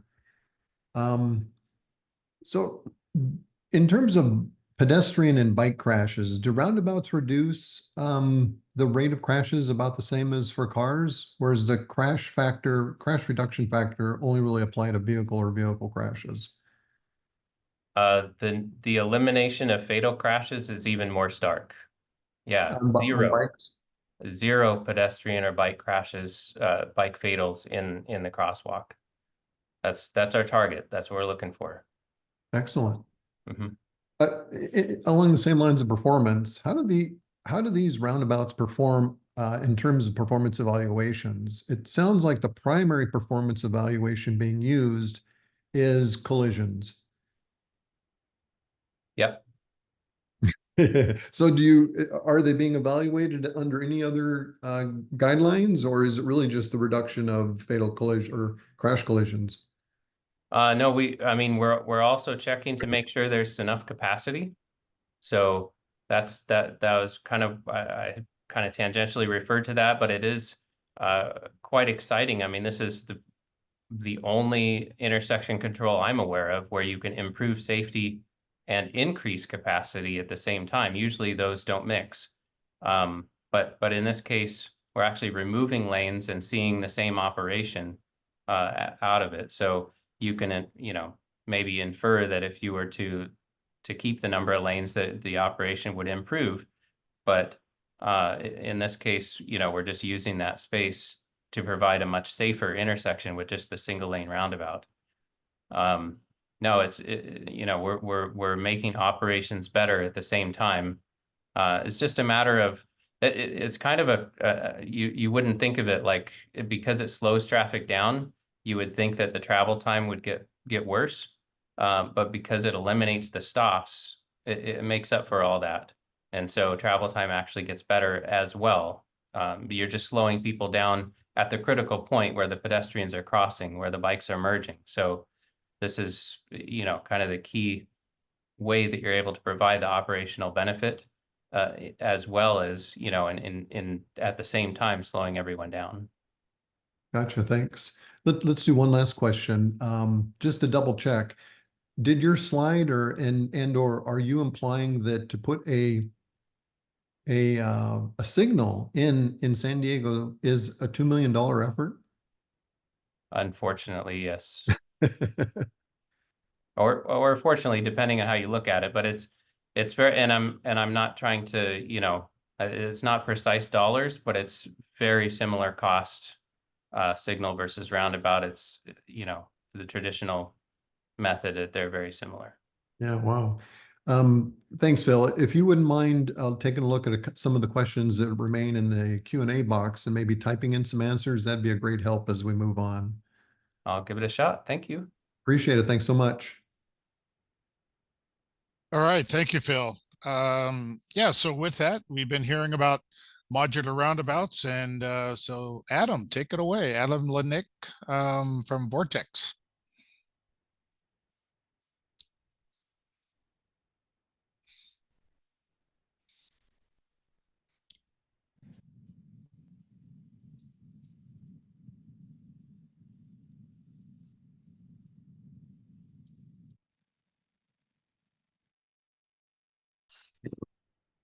Thanks, Robert. Appreciate it. Can you see the slides?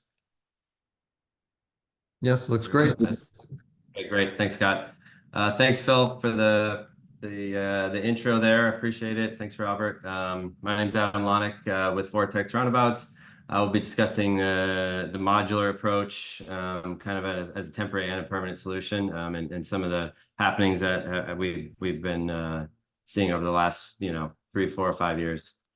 So just in general, what is a modular roundabout? It's essentially modules that are made from recycled plastic, and then those are shaped to and aggregated to fit, whatever island you want to make. So you got center islands, splitter islands, traffic control, etc. So those are then attached directly to the existing roadway, and then your roundabout is complete. So the primary goals of this approach is to minimize the impact on the existing roadway. So you just want to use the existing footprint. You don't want to have to do extra things. So you can kind of design within that space. You want to minimize the impact to traffic. So ideally, no closures with this. It can lay out in a few hours, and then once it's laid out, you can start driving over it. You can leave it overnight. It's already pre-colored, and it's shaped exactly how you want it to be. So it immediately starts to shape and form how traffic performs. We've had installations where people remove traffic safety after a couple of days because the roundabout's essentially in place, and then it's just securing it. And then the fourth primary goal there is just to reduce cost in comparison to some of the more traditional approaches. So basic system comprised of 3 elements. You have your recycled plastic module. You can see them there in the background on the gray and the black colors. And then to the right, you can see the yellow long piece there. And then there is an asphalt anchor specifically designed for asphalt because asphalt's a little bit weaker of a substrate. However, they do work in concrete as well. And then there's also an energy absorbing interface plug, and that's really to just hold down the board and interface to the anchor. And it's designed to really extend the life of the anchor because, and any system that you bolt to the roadway, the weakest link is kind of the anchor and the bolt. So the idea there is you just want to minimize all of that load or energy getting applied to that. So this idea was kind of born out of WSDOT and funded by FHWA. The sponsor is Dr. Wei Zhang. His contact info is down there in the bottom if you have any questions. Started about 10 years ago, went through many iterations of design and development, putting prototype R&D type things in the field, observing, seeing what went wrong, trying to improve, getting feedback from end users, and really trying to drive this to something that's useful and another tool in the toolbox for all the practitioners out there that want to start using this type of product. So here are the 3 sites that we that were the culmination of that FHWA work. So we had that one in Southeast Georgia, 28-foot center island. That's not the inscribed, that's the actual center island. It took about 5 days to install. That was a 3-man crew, no special skills. That was on a rural area, I believe a highway intersecting a feeder road. Then one outside of Washington, D.C., much larger, 48-foot center island, but 6,800 square feet of island. That took about 9 days to install. And keep in mind, the people who did it have never done it before, so it was, there's a little bit of a learning curve there. And then we did this final one here in San Diego. That was a little bit larger yet, 52 feet. I had 7 days. I think, Phil, I think there was some extra stuff for maybe signage and maybe paint, but for the roundabout portion, it was about 7 days. Let's see. So kind of a good overview of a project here is this folks Streetcraft put together a video. I'll see if I can show you guys this quick.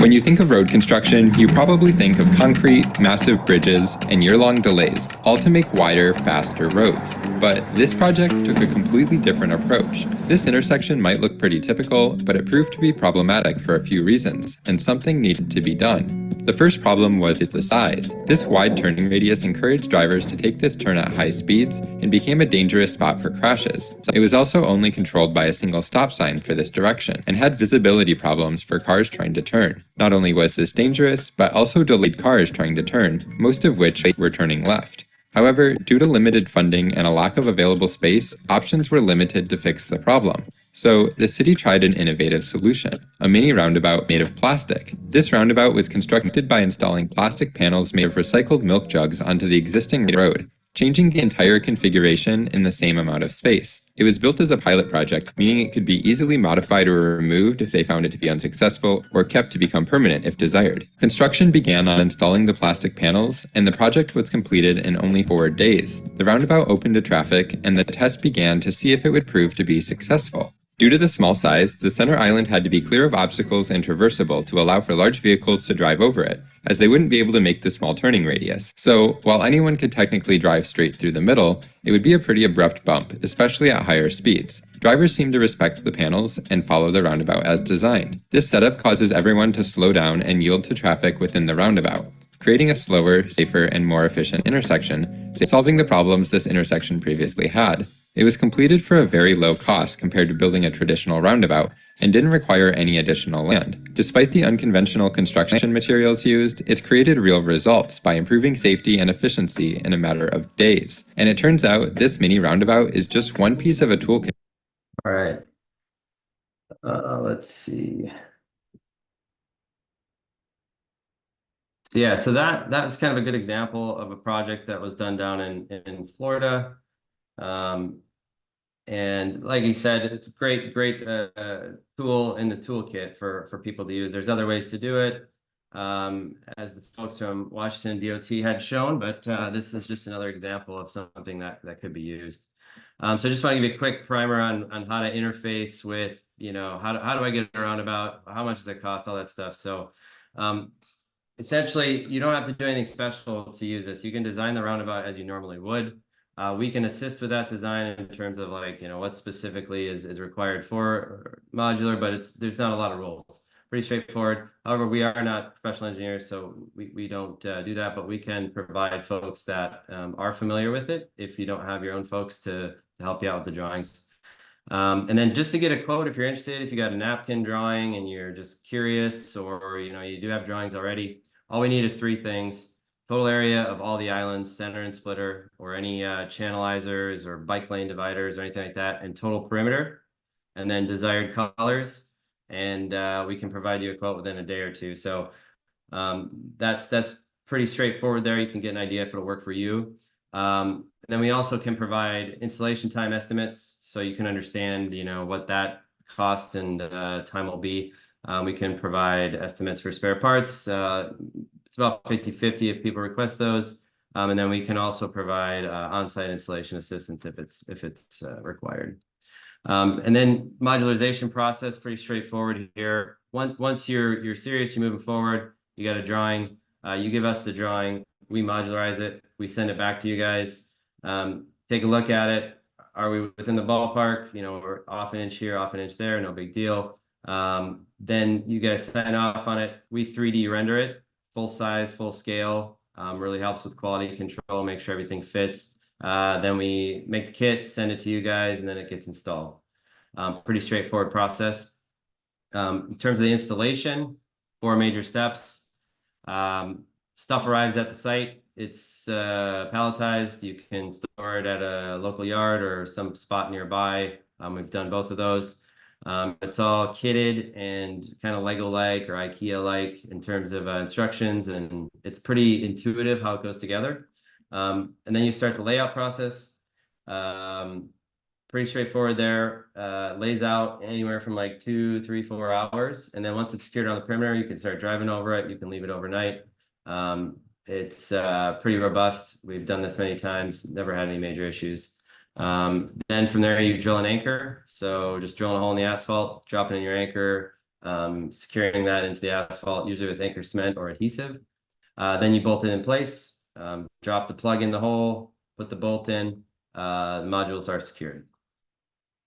We'll go through a couple of quick use cases here. There's one at Presidio that was done back in 2021. This is kind of a Dutch roundabout. So you've got circulating lane for bikes around the perimeter, and then you have the interior circulating lane for cars. Now, they made it, you know, the option to be up to the bicyclists because they have a lot of road bikers that want to continue through, and they have more tourists that don't really want to go through there. So they have this alternative option. There's a lot of buses that come through this intersection, bringing tourists and such. And during the 5-day installation, we never shut it down. Buses continued through on normal operating procedure, left it overnight, no problems.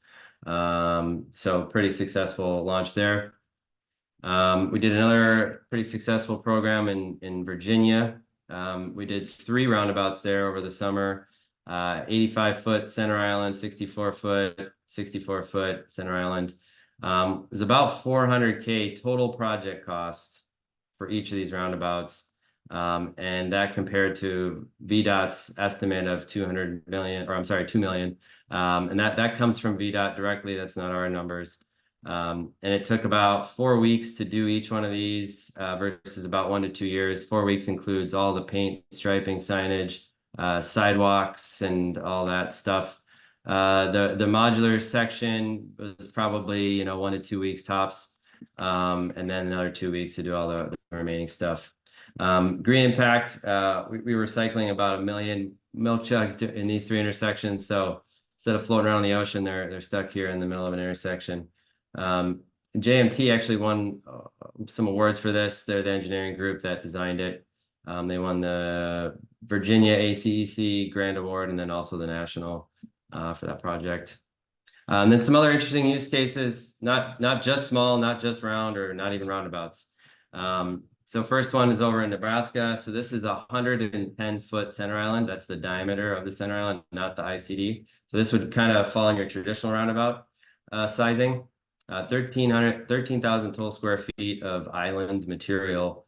And we have a bridge, joining it, 4 lanes. So this is a intersection. They call it the Devil's Intersection, Highway 66 and 6.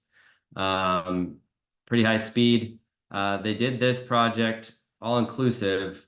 All the stuff they had to do, they had to add some cement work, lighting, signage, paint, all that stuff was 1.4 versus their standard 4.5, 4 to 5 million. And this whole project was completely done in 3 weeks.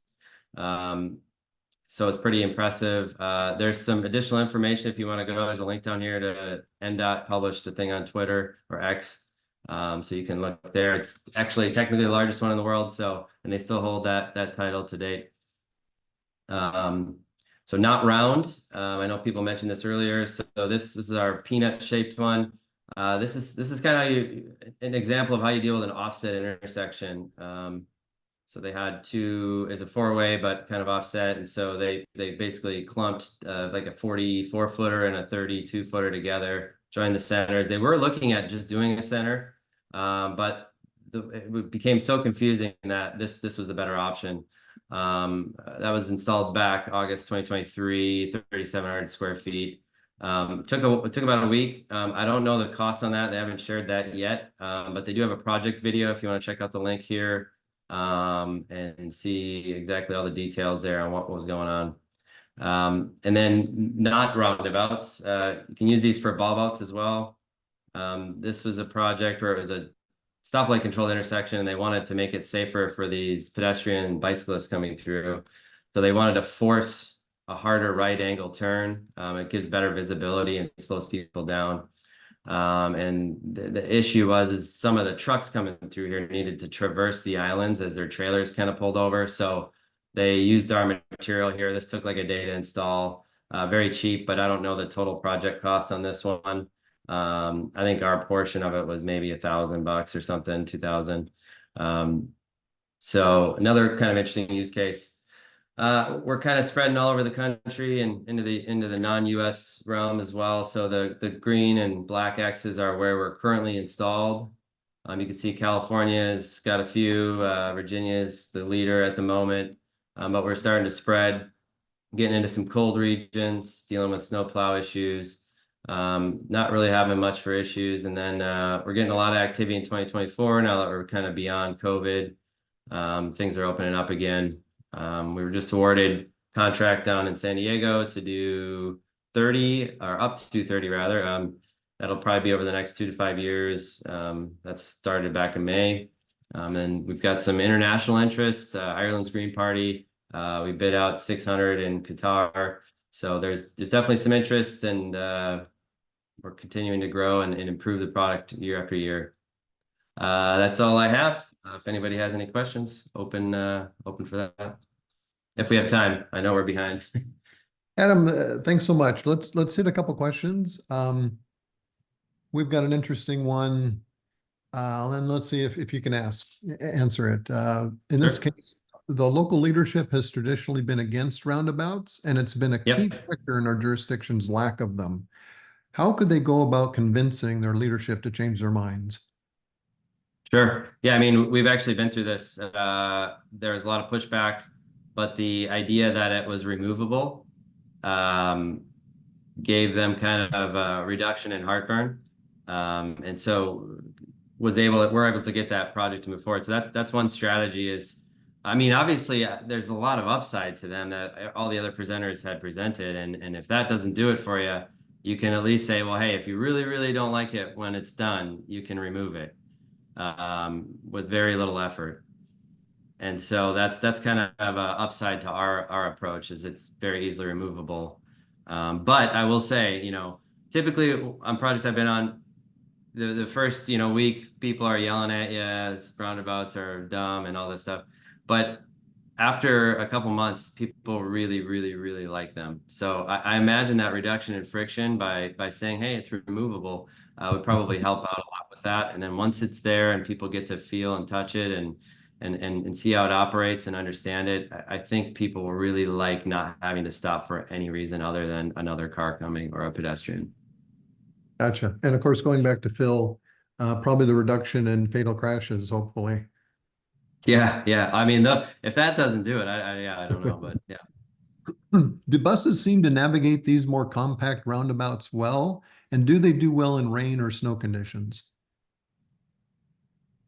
I can't really comment on rain or snow in terms of like the traffic, or the product can handle the rain and snow. That's not a problem at all.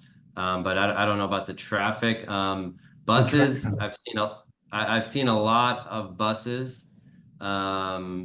They seem to do just fine. We have a highly optimized edge detail that kind of minimizes their impact because their tires are bigger. But most smaller vehicles, cars and trucks are smaller diameter, and so they'll feel it more. But yeah, we haven't had any major issues with buses navigating this, or any large vehicle, to be honest. Okay, great. And let's end with a question about cost, since it's so helpful to have you here presenting cost information. What's the approximate cost for Presidio roundabout? I believe that was around 100,000. I don't know the exact cost. I actually reached out to try to get that, but the gentleman who's in charge no longer works there. I think he moved on to a different group, but I'm not 100% sure, but it was around 100 to maybe 130, I think. Jerry Champa may know. I think he talked to someone there. Sure, that's a good ballpark. And in fact, a good segue. We probably need to move on to Jerry. Sure. Thanks. Thanks so much, Adam. Yes, thank you. Appreciate All right, thank you, Adam. Yeah, the idea that you can use these for bulb outs or for any other road diets, I think is definitely very attractive. So thank you for that. So now we're going to move over to Jerry Champa.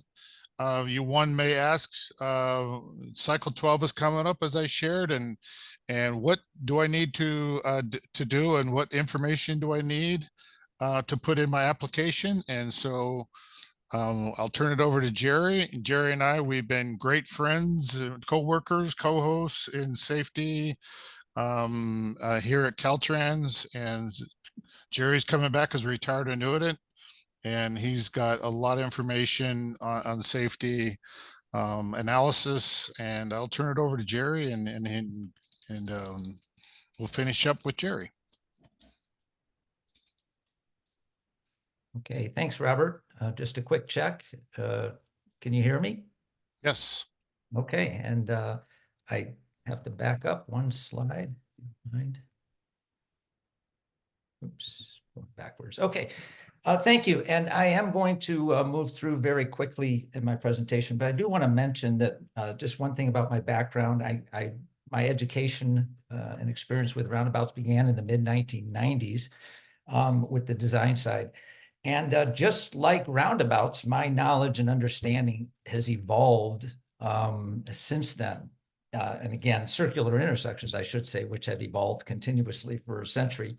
But in particular, my involvement became, well, I became more than involved. I think I became consumed when Caltrans got in the business of rolling out and trying to mainstream innovative intersections, of which roundabouts are what we're talking about today. So I'm going to stop there, and I'm just going to say that really what I was hoping to do in this last segment was kind of review and emphasize a lot of the key points that were made by others during the webinar. And everybody did such a great job, but they all shared so many that I'm really only able to share a handful. And I'm going to probably remember the most recent, so I'm going to talk about Phil's presentation here in a minute. I think most important, and it's the title of Phil's presentation, which says, are roundabouts really able to achieve, or can they achieve Vision Zero? And he also used the phrase program or programmatic in terms of the approach.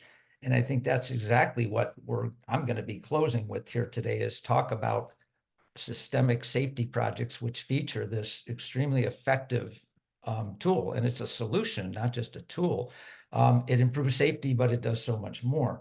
And now with the lower cost and smaller size, but not always needing to be small, but just the lower cost, these now lend themselves to systemic projects, which means one project, one single grant application that covers numerous intersections and numerous, let's say, small or modular roundabouts.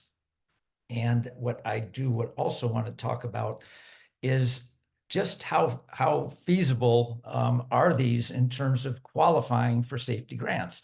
And of course, I'm going to kind of cut to the chase here and say that what we're after here is the benefit cost ratio, which is kind of the key, the threshold for making decisions on what qualifies for a grant.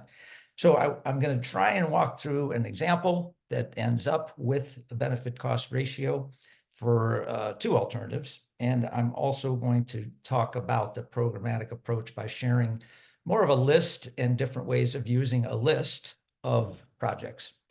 So let me just go real quickly. And one of the other things I want to review and emphasize was the video. Thank you, Adam, for showing this. And by the way, that was about $130,000 project. The one in San Francisco at the Presidio, a very, very busy, chaotic intersection that was a T with stop control before. So this is so important, though, because it shows, I believe, a 60-foot diameter, like the one in San Francisco, which is a very small intersection. And even if the approach speeds in this case were high, we find out that the upstream treatments are what can make this safe, slow drivers down before they get to the intersection. So again, the title of this video, I think, is so important. It's called "This is the Key to Safer Streets," and there's the link on this page. This is kind of the introduction slide to what would be kind of a exercise or an example. And I'm going to go through this quickly because it's a hot spot and it's kind of hard to believe. This is an always stop intersection. And even at this location, there is at least one severe pedestrian injury. And again, stop signs aren't a guarantee. People do run them, they miss them, and there's confusion sometimes. So I'd like to go to this in a little bit, but first I want to show you, and there's a lot of stuff on this slide, I know, but this is kind of the result of, I'm going to say maybe a 1 or 2 week effort, kind of a screening effort, looking at crash data that's available on the TIMS database and tool, and that's the statewide tool, Office of Traffic Safety, of course, and I think everybody here is probably familiar with it. And just using that and focusing on fatal and severe injury crashes, it was relatively easy to develop in a medium-sized city a long list of candidates for intersections, which basically have a significant crash history and which lend themselves to a low-cost improvement like the mini or small roundabouts.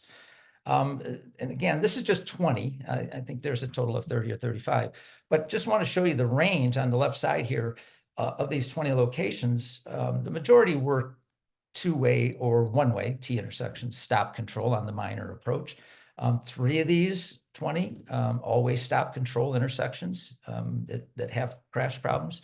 3 with traffic signals. These were some of the worst. And then there was 1 with 3-way out of 4 stop. 1 mini traffic circle, which had at least 1 fatal and 1 severe injury crash within it. And a lot of people may not still believe there's a big difference in safety between a modern roundabout and a mini traffic circle, but this is proof that there is. And then what's really important here, one of these 20 locations is actually a segment, a very short segment, 3 intersections, couple blocks. And so you have a signalized intersection and 2 stop controlled intersections. And instead of just looking at 1 intersection, let's say a feasibility study was done to look at would that qualify for safety funding. And so all of these locations, there was a kind of a preliminary high-level design, capacity, safety, and economic analysis performed. And these highlighted in yellow on the right side, I know you can't read them, but those are the benefit cost ratios that were the highest among all these locations. So taking a closer look at this, you can see what went into this table of information, which kind of sets the stage for a intersection safety program or even a roundabout program. But you've got the crash data, you've got what was the existing control, the alternatives, the estimated cost of those, and then on the, again, highlighted in yellow, the benefit cost ratios that were produced with the BC or benefit cost analyzer, which is what everybody is going to be using as part of their grant application process. So let's take a quick look. Item 10 is what I showed you initially. That's the intersection of Greenhaven and Gloria, which is south of Sacramento, maybe 5 miles in a neighborhood, a very residential neighborhood, shown with the star. An aerial view just to get a perspective on where this is located. It's surrounded by homes and 2 lanes, let's say 2-lane arterial intersection. The only thing that's significant here really is that Gloria has a long, uncontrolled, uninterrupted approach heading in the westbound direction. So speeds could be higher going over the freeway and coming down to the intersection. The intersection is taking a closer look to see what it looks like, and there is a lot of space. Always stop control, 106 foot is the minimum distance between curb returns, which is of course critical to having options and opportunities to make improvements at this location. Just real quickly, here's the volume data, ADTs at least, and speed data, posted speed limits shown on the right there. And this is now part of the first part of what we would call a kind of a check, a feasibility check, and viability check on, is a roundabout possible, is a small roundabout possible at this intersection. And what you can see here is the volumes are relatively low, a total of 12,000 entering, which is well below a threshold that roundabouts can meet, which I've seen as high as 18 or 20. And some roundabouts, small roundabouts with an ADT, existing ADTs of 22, even higher, 22,000 vehicles. Speeds all 35 or less posted in the approaches. And this is would allow a typical standardized kind of roundabout design. Nothing unusual, no extra features needed. And again, the finding here, the capacity of a small single lane roundabout would be more than adequate. And the approach speeds, again, would easily are met. Real quick look now just at what a quick design study, how that is needed for, again, a feasibility check of the size and will a small roundabout fit. In this case, with the 106 feet, we know that a more of a compact or almost full-size single-lane roundabout can be located within that area without getting into curb and gutter work, except for maybe the curb ramps. So this is basically showing where a 100-foot or 90-foot diameter roundabout could be placed to optimize the location of splitter islands and deflection on the approaches. And so you see a little bit of work there. Again, in terms of what the conclusions or findings from of a quick design study here. Plenty of room available for installing a low cost, and in this case, let's say modular roundabout. And the splitter lines, there's plenty of width on the approach roadways, and driveways are located such that an adequate length splitter island can be placed, and that's so critical for the speed control and for the pedestrian refuge islands. Again, the next thing to talk about after traffic and design feasibility, let's talk about the crashes. This is just a printout from TIMS, which is what would be required, or one form of crash data. And again, this is the PED versus vehicle severe crash that happened last year. And 8 additional injury crashes occurred, 3 involving bicyclists. Now, I'm just going to show you, this is what the printout of the collision cost analysis tool or spreadsheet looks like. Again, collision cost analysis is one way of saying, or benefit cost ratio analyzers, the terminology you'll see in the guidance and instructions. And this is all to produce a benefit cost ratio for whatever alternatives or some of the control alternatives. So we're going to take a closer look. The top half of this spreadsheet and the printout, all about inputs, and just quickly to go over what's most important here is entering what is the existing condition. Always stop is one of the options for 4-way. Urban, upper right-hand corner. This is suburban, not urban. The years of analysis is preset at 20 for roundabouts. The crash or the volume data is input here. The estimated cost of, it's hard to read, of a single lane roundabout, $400,000, or a traffic signal system in this case, because of the 2-lane roads, $600,000 available right away. The 400 matches up, I think, what others are hearing for the cost of a modular roundabout anyway. Also, the crash data is input on the right-hand side here, basically 9 injury crashes and 5 PDOs. Bottom half, this is basically the output or the results. Looking on the left side across, there's 2 alternatives, number 1 and 3. Converting from an all-way stop to a yield control roundabout. And what you'll find just to the left of the BC column is what is the projected savings in terms of dollars. And this is the savings from the reduction in the number of crashes and from the severity of crashes. So the before after The way that this analyzer works is it's basically pulling information from databases on what is the cost of crashes after a roundabout is installed. And since there's so very few severe crashes, the average cost of a crash is very small, just minor crashes and PDOs in particular. So you end up with a huge savings, $14 million just in crash cost savings, and a benefit cost ratio of 35.5, well above the threshold, twice the threshold that was used last time, the cutoff.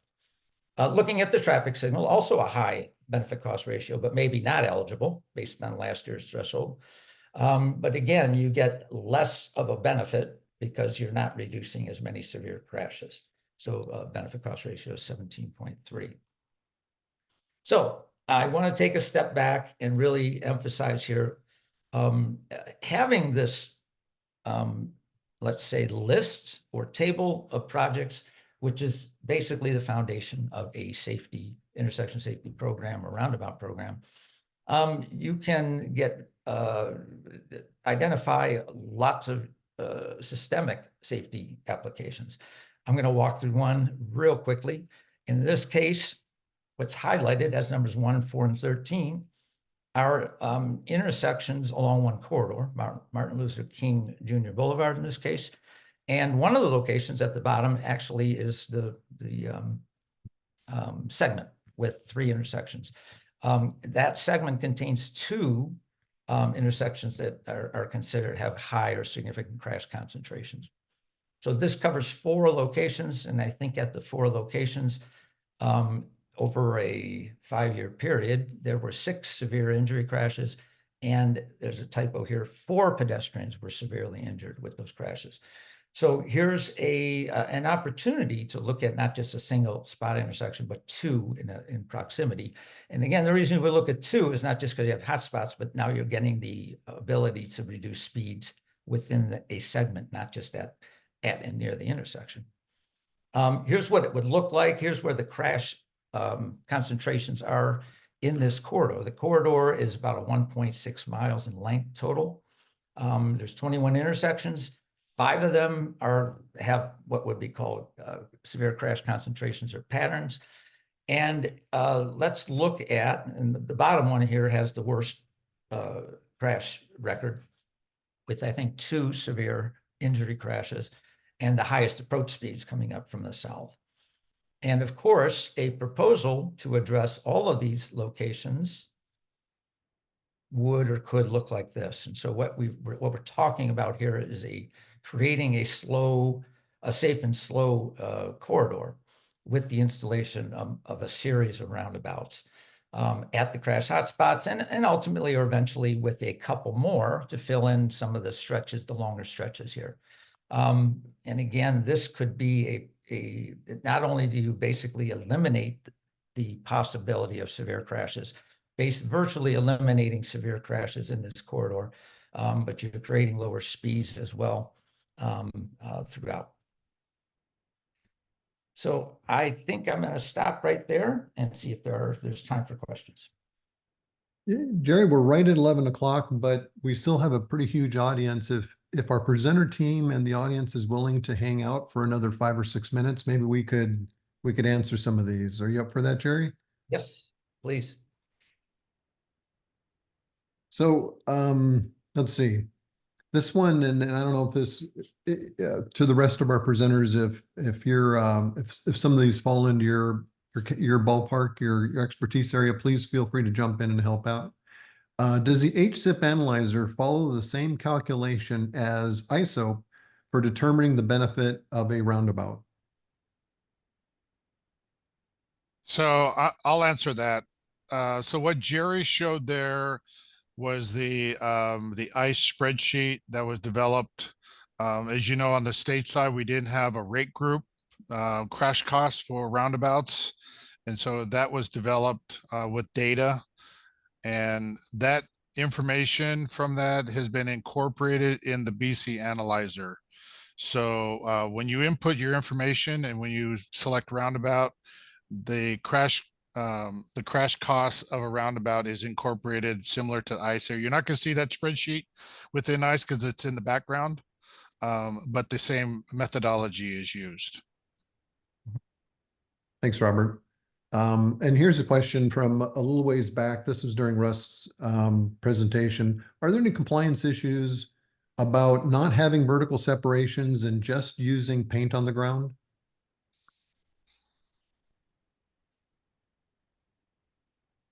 Jerry, what do you think? Well, I would say, and I'm going to really ask at least Phil to comment on this as well. And I think it depends on the situation. If you've got very low speeds, paint may be adequate, but the higher the speed approaching a roundabout, the more you need the basically raised islands in order to give drivers that positive guidance, visual cues and positive guidance in order to help them slow down. Paint doesn't do as quite a good job. Drivers see this big wide pavement and they see stripes on the ground. And so again, in a low speed environment, I think striping is fine. Go ahead, Phil, do you want to add to that? He may not have his mute button off. Or we may have lost them. Anyone else want to comment on paint versus? So just in the few that I've seen and been involved with, where people have tried to use paint on the right-hand side, and we always see that they'll cut that corner if there's just paint there. So there is that risk, and then once they cut that corner, now they've got a higher speed they're carrying through, and it makes the throughput a little less, because there's kind of rule of thumb that if they're not traveling under a certain speed, then the interior circulating lane will kind of slow down. But I've definitely seen where if you try to cut too much corner, that with the paint, that people won't obey it, and they'll take the fastest path, so to speak. Very good. Brian, did you have something to add? No, I'll just share a short snippet. I think raised channelization for certainly Central Island, you don't get deflection, and deflection's a pretty key piece of the whole safety puzzle. I appreciate what Adam and Jerry had shared with right side striping. I think there's a bit of a balancing act here. Obviously, when you go to raised channelization, there's a cost issue that's associated with that. And so there's some judgment here, and I think that people who deal with traffic operations can probably make some judgments where raised, but raised on the central portion of the island is kind of an important concept for deflection. Agreed. Thanks, Brian. Vanessa's been waiting a while for this one. Let's see if we can answer this for her. Can you discuss how those crosswalks work? And this was crosswalks, I think, from Phil's presentation, or crosswalk design considerations for a roundabout. Anybody? If we lost Phil, I'm just going to say that without a visual and a little bit more time, it's a little bit more difficult. But I think the key features here is that crosswalks are located at the optimum location for safety, to minimize the number of conflicts, and they're located where drivers are already slowing down or have slowed down, and it makes it very, very easy for any driver to be polite when you're already slowing down to yield to a pedestrian. And again, the refuge island in the middle really reduces the exposure of the pedestrian. So you have that refuge island, raised island. Another reason to have it curbed on all the approaches is where you have pedestrian traffic. I'm going to stop there. Again, it'd be worthwhile to look at this and talk about it maybe for a better understanding. Yeah, I can add a little bit. The crosswalk, basically, we typically place them about 25 feet from the roundabout, from the entrance or exit. That way, when car, whether entering or exiting the roundabout intersection, the car can basically be stored there, not affecting the circulating traffic. And that conflict between vehicle and pedestrian is very easy handled within a few seconds, and then the car can leave. So it's yeah. I just want to emphasize one more thing. Whatever is proposed, it needs to be analyzed in a case-by-case basis. And roundabout crosswalks are controlled by the approach speed and yield, but other features can be added. So if there is a lot of pedestrian traffic and there's concern, then other features can be looked at: a rectangular rapid flashing beacon, a hawk in a multi-lane roundabout approach in a high-speed environment. or even a full pedestrian signal. So it's not just about a black and white yes or no design. In each case, you want to carefully consider bicyclists and pedestrians, and there are a lot of features that can be added to enhance safety. Thanks, Wei. Thanks, Jerry. We'll do just a couple more. Does anybody have any experience of installing a modular roundabout that later had to be turned into a permanent concrete roundabout? What the timeline was like, what the cost was like, any background on that? I've only known of one of ours has been converted, so that would have been in Georgia. We were kind of limited on funds, so they were limited to sizing it based on how much money we had left in that program to create the prototype. But they ended up converting it to a larger concrete one, and I unfortunately don't have any cost or timeline, but I assume it would be, you know, whatever the normal timeline would be, because you're starting from the same intersection as you previously were. So I'm assuming it would be similar to normal. Thanks, Adam. Are there any concerns about using proprietary modular roundabout materials that may be only available from certain manufacturers? For instance, are there public interest findings necessary when using federal funds?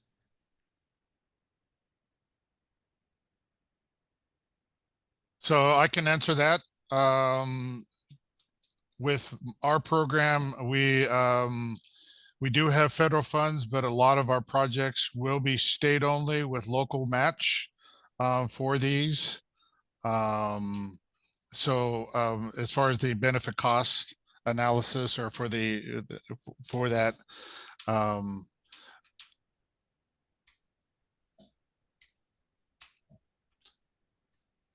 so, but there's always the PIF, the public interest finding, if that is a concern. If you know, as far as selecting, you know, one manufacturer, this is not the first time, you know, we've gone that route, and it definitely shows the benefit, and so it could be easily justified.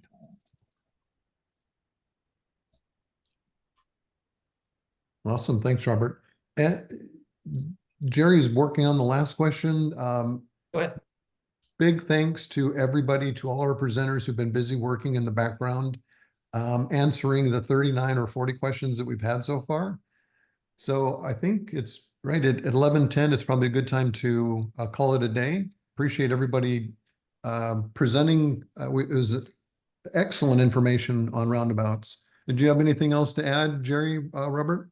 So I would just like to add, thanks everyone for joining. The technical assistance is available, so please reach out to me, and if you want support from FHWA, they have tons of experience.